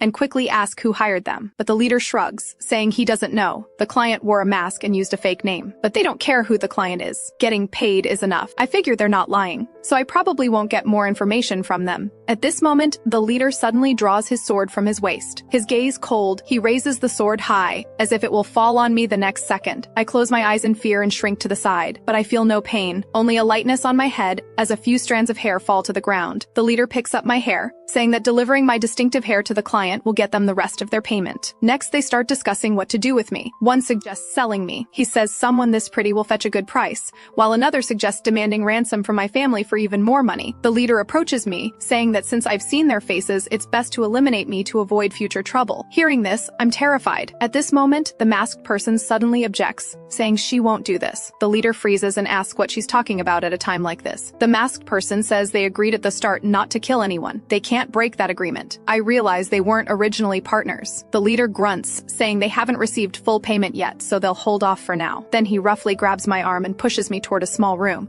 saying I'll stay there for now. He also pushes the masked person in, telling them to stay put and not wander. After the door closes, only the two of us remain in the room. The atmosphere is especially awkward. After hesitating, I speak up to thank them for standing up to protect me earlier, but they immediately deny it, saying they're just acting according to their principles. I know I can only rely on them now, so I gather courage and ask if we should look for a chance to escape together. They flatly refuse, saying it's impossible. This room has no windows, only one exit. They add that the exit leads right to where the kidnappers are. If we're caught trying to escape, I'm done for. After hearing this, I have to give up and resign myself to staying put, but I still can't help wondering why I always encounter such unlucky situations. I imagine the kidnappers outside are probably still discussing what to do with me. While thinking this, I see the masked person crouching in a corner, actually lifting a wooden plank. Nervous yet curious, I ask quietly what they're doing, but they immediately cover my mouth, telling me not to make a sound. I I ask in surprise if there's actually an escape route. I never expected this. The masked person releases their hand and says, of course, they wouldn't come here with only one way out. Those kidnappers aren't smart enough yet to notice there's an underground tunnel here. I ask in confusion why they were with the kidnappers earlier. Aren't they partners? They answer it was just temporary cooperation. After all, those kidnappers are too stupid. If they had approached me, it would only have aroused my suspicion. I nod, finding this very reasonable. After saying this, they crawl into the tunnel first and look back, telling me to hurry up and not waste time. I quickly follow. After crawling for a while, I ask what this place is. They say it's probably a tunnel left from an old war. Then they complain that taking this job was a miscalculation. They haven't even received payment. I remember earlier and ask why they objected to the kidnappers killing me. They say not being involved in killing is their principle, one they don't easily break. I ask in confusion, but aren't they still doing bad things? Hearing this, they suddenly glare at me, saying a privileged young lady like me born with a silver spoon wouldn't understand. Some people are destined from birth to never receive the god of fate's favor, like someone born into a family where both parents are criminals. I freeze after hearing this, empathy welling up inside me. I never expected them to have such a background. Thinking about what they said about not receiving fate's favor, I feel uncomfortable too. It seems the me in my modern life was the same way. After crawling for quite a while, we finally emerge from the tunnel. Just as we think we're finally safe, someone suddenly swings a sword at the masked person.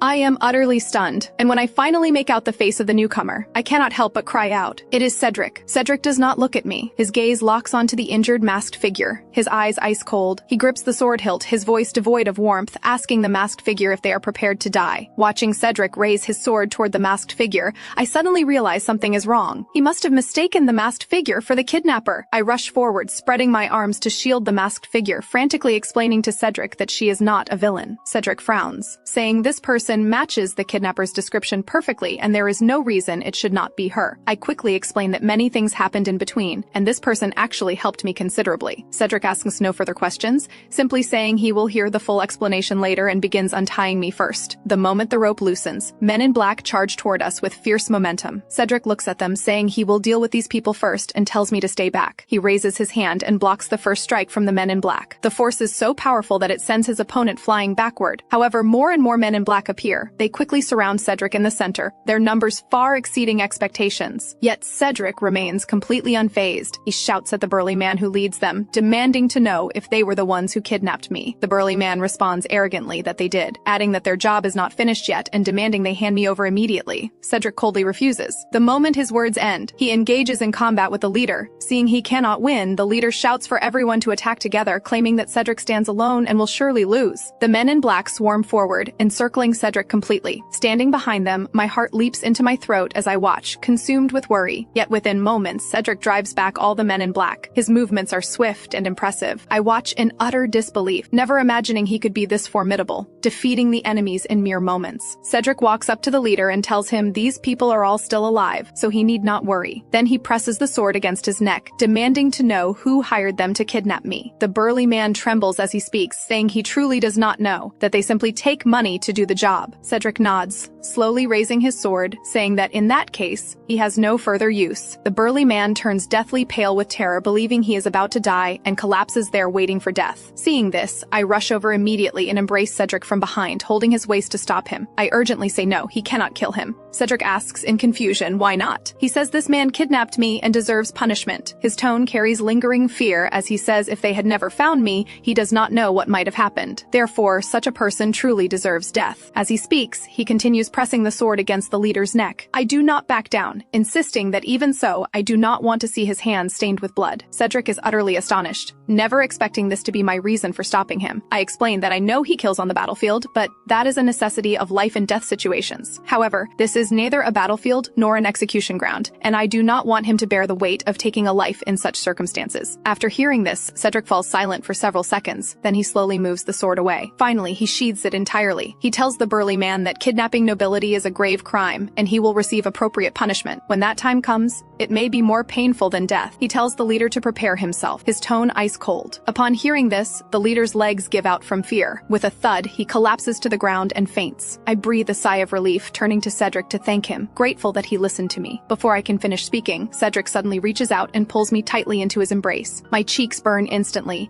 and I am too nervous to know what to say. I mumble softly, trying to break the awkwardness. However, Cedric speaks first, saying how truly grateful he is that I am safe and unharmed. Warmth floods through my heart. He has been worried about me all along. His earlier coldness was merely a facade. Tears begin falling before I can stop them. Sobbing in his arms, I tell him how truly frightened I was just now, thinking I was doomed. Cedric holds me tightly, saying I must have suffered greatly. He also apologizes, saying that leaving me alone back then was his oversight, his voice full of self-reproach. Cedric cups my face, gently wiping away my tears with his fingertips. He promises this will never happen again. His gaze is resolute as he says protecting me is his responsibility. His earnest tone makes my heart race. Looking at his gentle gaze, my cheeks burn even hotter. I want to say something in response, but a sudden commotion interrupts me. Cyril appears suddenly, calling out to Cedric. He immediately begins complaining that Cedric acted without waiting for him, saying he also wanted to protect me. Cedric turns back to retort, saying they were moving too slowly, and he had no choice but to act first. Cyril does not argue further. He points to another area, alerting us to a situation that needs stopping. I follow his gaze. I see Hannah holding her spear aimed at the leader, about to strike down. I rush over to stop her. Hannah insists there is no need to worry, saying she can finish it in one strike. As we struggle, someone calls my name. I turn back to see Rufus running over, his expression deeply anxious. I ask if he came specifically looking for me. Rufus replies awkwardly that worrying about his sister is what a brother should do. His words move me deeply. He starts shyly telling me not to look at him that way. Rufus suddenly remembers something, saying someone over there is trying to escape and directing us to look. I realize the masked figure is attempting to slip away, but is tightly bound by Rufus's vines. Only then do I realize I had completely forgotten about her. I struggle with how to deal with the masked figure. After all, she did help me, and arresting her seems too heartless. Suddenly, Philip's voice comes from behind me, asking if I am troubled about how to handle this.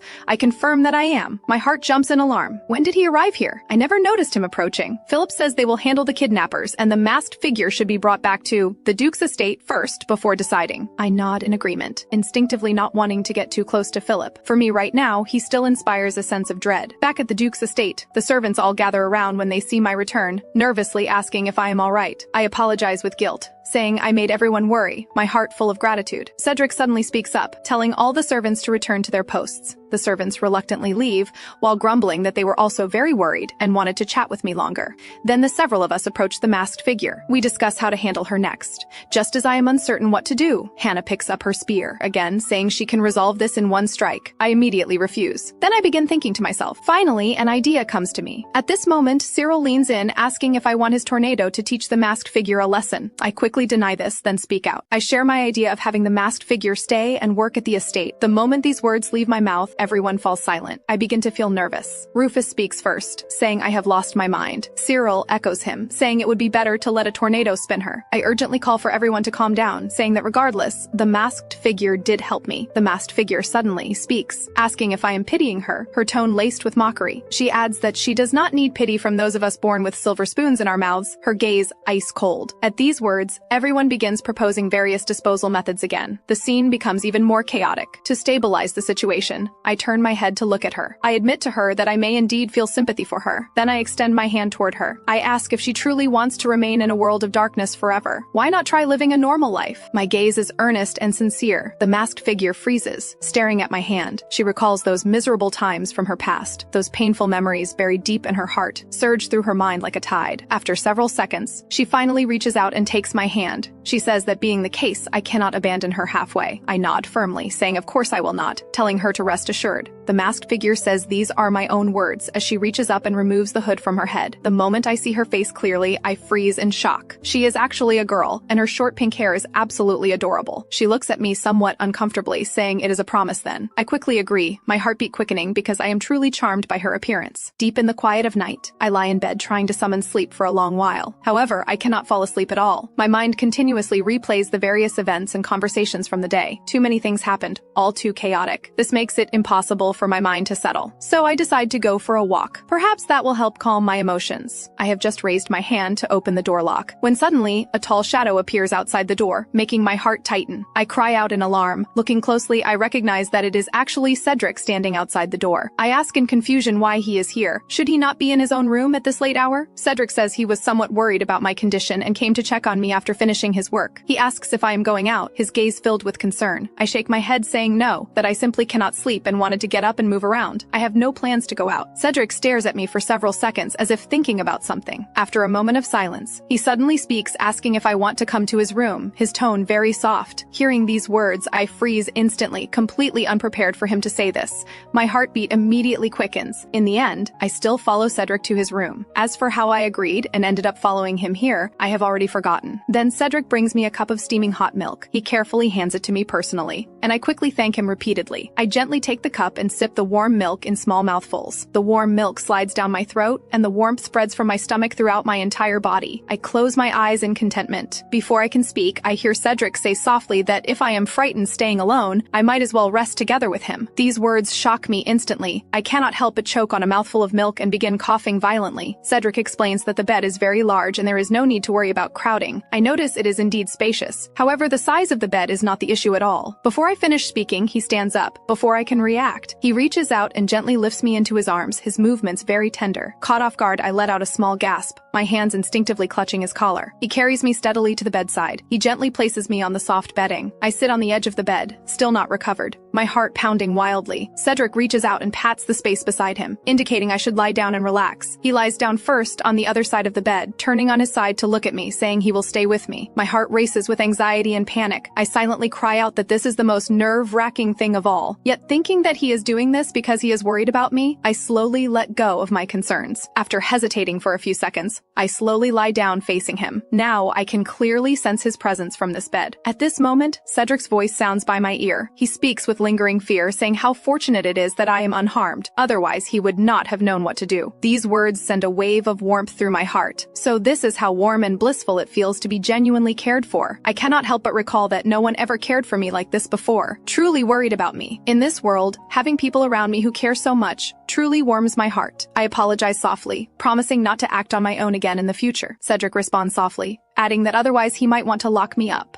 These words make my heartbeat accelerate instantly. Could Cedric possibly have feelings for me? However, the next second I dismiss this thought immediately. He is simply worried about me, that is all. I sit up and look at him earnestly, thanking him for coming to rescue me in time, saying I was truly happy to go out with him. After hearing this, Cedric shows a gentle smile on his face. Staring at his face, I suddenly notice a bit of white milk residue at the corner of his mouth, so I reach out, saying I want to help wipe away the milk from his mouth. However, just as my fingertips are about to touch him, he suddenly freezes. Cedric's cheeks slowly flush with color. He also sits up and softly calls my name. Then he slowly leans closer to me. Our distance grows even closer. I can feel his breath on my face, my heart pounding as if it might burst, so I shyly close my eyes. But instead, he hands me a small mirror, reminding me that my mouth also has a stain. I look at the mirror and freeze instantly. There is actually a tiny milk mustache at the corner of my mouth. I quickly turn away and frantically wipe it with my hand, mortified and embarrassed. I silently blame myself for misunderstanding that he would kiss me. After wiping it clean, I immediately grab the blanket and cover myself, saying in a flustered voice that it is time to sleep and bidding him good night, ending this awkward situation. At night, the two of us lie side by side in bed. However, my heart refuses to calm down. I toss and turn for a long time but still cannot fall asleep. A long while passes like this. Finally, I fall into a peaceful sleep. Thus, I do not notice that Cedric has already awakened and is watching my sleeping face, his gaze resting tenderly on me. His fingertips lightly touch the corner of his own mouth, as if savoring the moment when he leaned close to me earlier. His face flushes unconsciously. He does not know what he actually wanted to do when he leaned so close. The next morning, I finally awaken from my slumber. The moment I open my eyes, I see Cedric's face, and for a moment I cannot process what is happening. Only then do I suddenly remember that I slept in his room last night. Images from last night surface in my mind again. When he leaned close, I thought I was about to be kissed. Thinking of this, I quickly raise my hand to touch the corner of my mouth, checking if there is still any milk mustache remaining. Then I unconsciously glance towards Cedric. His eyes are still closed. Sunlight outlines his features, his face so refined that one cannot look away. No wonder Sebastian wanted to paint him. This face is truly exceptional. I finally understand why the original Christina pursued him so fervently. I stare at his face. A thought emerges. Just touching it slightly should be acceptable, right? After hesitating for quite a while, I still gently reach out my hand. My fingertips lightly touch his cheek. Unexpectedly, his cheek is smooth and elastic, so pleasant that my heart trembles. Despite frequently fighting on battlefields, his skin is flawless without a single scar. I cannot resist touching it a few more times. Could it be that my healing magic last time made this handsome face even more remarkable? The more I look, the more stunning it appears. This is truly breathtaking beauty beyond reproach. At this moment, Cedric suddenly opens his eyes. He greets me with a calm good morning. I hastily return the greeting. The air instantly becomes awkward. I quickly sit up, my mind racing anxiously. I am in trouble now. There is absolutely no way to gloss over this. However, he says calmly that I can touch as I please, without the slightest hint of reproach. He even mentions that I used to like his face before, did I not? Hearing this makes me feel even more mortified. So he remembers all those things. However, since he said this, I steal a glance at him. Seeing he is not angry, I cannot resist wanting to reach out and touch his face again. But at this moment, the door suddenly bursts open. Cyril shouts that I have gone missing. Then he sees the two of us on the bed. His eyes widen to the size of saucers, unable to react for quite some time. Cedric and I also freeze. The room falls into complete silence. The atmosphere is extremely awkward. Cyril rushes over and grabs Cedric by the collar. His expression is fierce with anger, threatening to attack him with magic. I quickly step forward to intervene, saying there is a reason for this and urging him not to act rashly. The moment I speak, my hands are bound by vines. I turn my head to see Rufus and Philip also standing at the doorway. Rufus is fuming with anger, saying he firmly opposes any impure interactions I have with the opposite sex. He also accuses Cedric, saying he trusted him and entrusted me to his care. Then an energy orb forms in his hand as he shouts about turning this place into a jungle. I urgently shout to stop him. I quickly explain what happened, emphasizing there were no impure thoughts. Rufus frowns and asks if truly nothing happened, his gaze probing. I hastily assure him, saying truly nothing happened and not to misunderstand. Only then does Rufus finally believe me. After all, both Cedric's and my clothing are perfectly intact. I turn toward Rufus, realizing that despite his young age, he understands such matters. So I ask him if he has been reading the romance novels I keep at home. Rufus's face flushes instantly. He loudly denies it. Clearly he is lying. I am certain in my heart that he has definitely been reading those romance novels in my collection. Cyril says at this moment that fortunately they stopped things in time, otherwise they nearly caused trouble. He adds that they almost blew up the estate and nearly injured Cedric. Then Philip speaks up, saying he has something to discuss,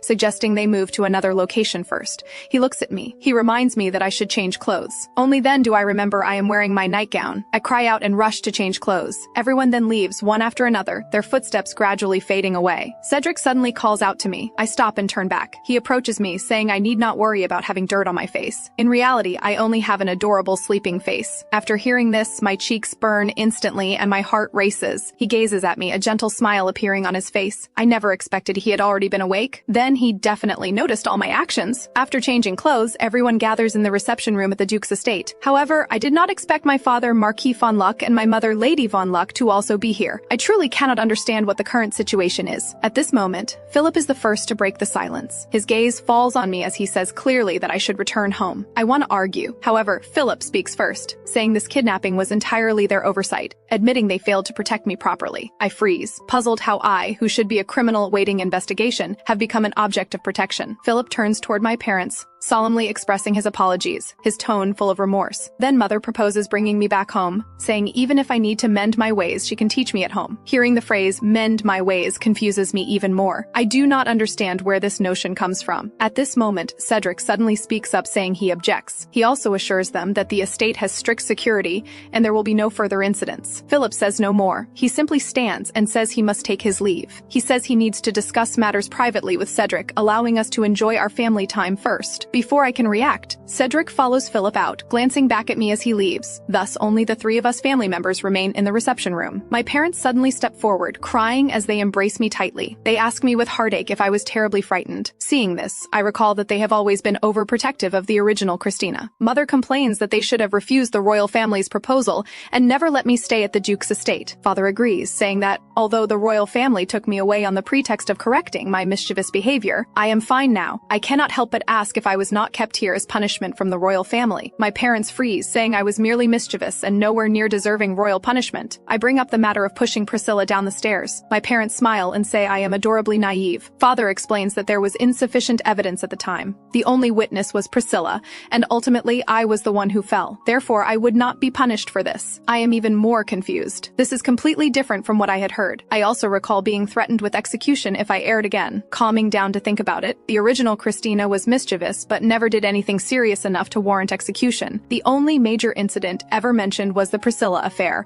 yet even that brought no charges. So why exactly was I kept at the Duke's estate? Then mother and father begin discussing taking me back home. My mind is chaotic and confused. I want to leave first to sort out my thoughts. So I say I want to pick flowers and quickly run off. My parents stand behind me in confusion, not understanding why I suddenly want to pick flowers. Walking down the corridor, the more I think about it, the more something feels wrong. The situation was too chaotic initially for me to have any doubts. My parents both confirmed I received no punishment. So what was the explanation I heard before actually about? Turning the corner, I suddenly see Cedric and Philip conversing. I quickly hide instinctively. Then I quietly peek out, wanting to hear what they are discussing and why they want me to return home. I hear Cedric asking Philip the reason for sending me home. Philip explains that the reason he originally gave my parents was to let me mend my ways by entrusting me to Cedric. They have no way to forcibly keep me any longer. My heart jolts. The charges I bore were completely fabricated. I cannot understand what their reason for doing this could be. Cedric then asks what should be done about the grimoire. Philip says I might let my guard down at home and plans to send spies to infiltrate my household. I freeze. What is a grimoire? Could it be they believe the grimoire is in my possession? Then I hear Cedric defending me, saying I would never commit such treasonous acts as destroying the nation. He also says I am different now from before. A wave of emotion moves through my heart. I never expected he would stand up for me. Too focused on listening to their conversation, I accidentally bump into a nearby flower pot, creating a noise. Philip calls out alertly, asking who is there, looking in my direction. I know I cannot hide any longer and can only step out. I think to myself that I am truly in trouble now. Cedric sees it is me, his tone filled with concern as he asks if I heard everything. I take a deep breath to calm myself. I walk toward them step by step. I have only one question in my heart. What exactly is this grimoire they keep mentioning?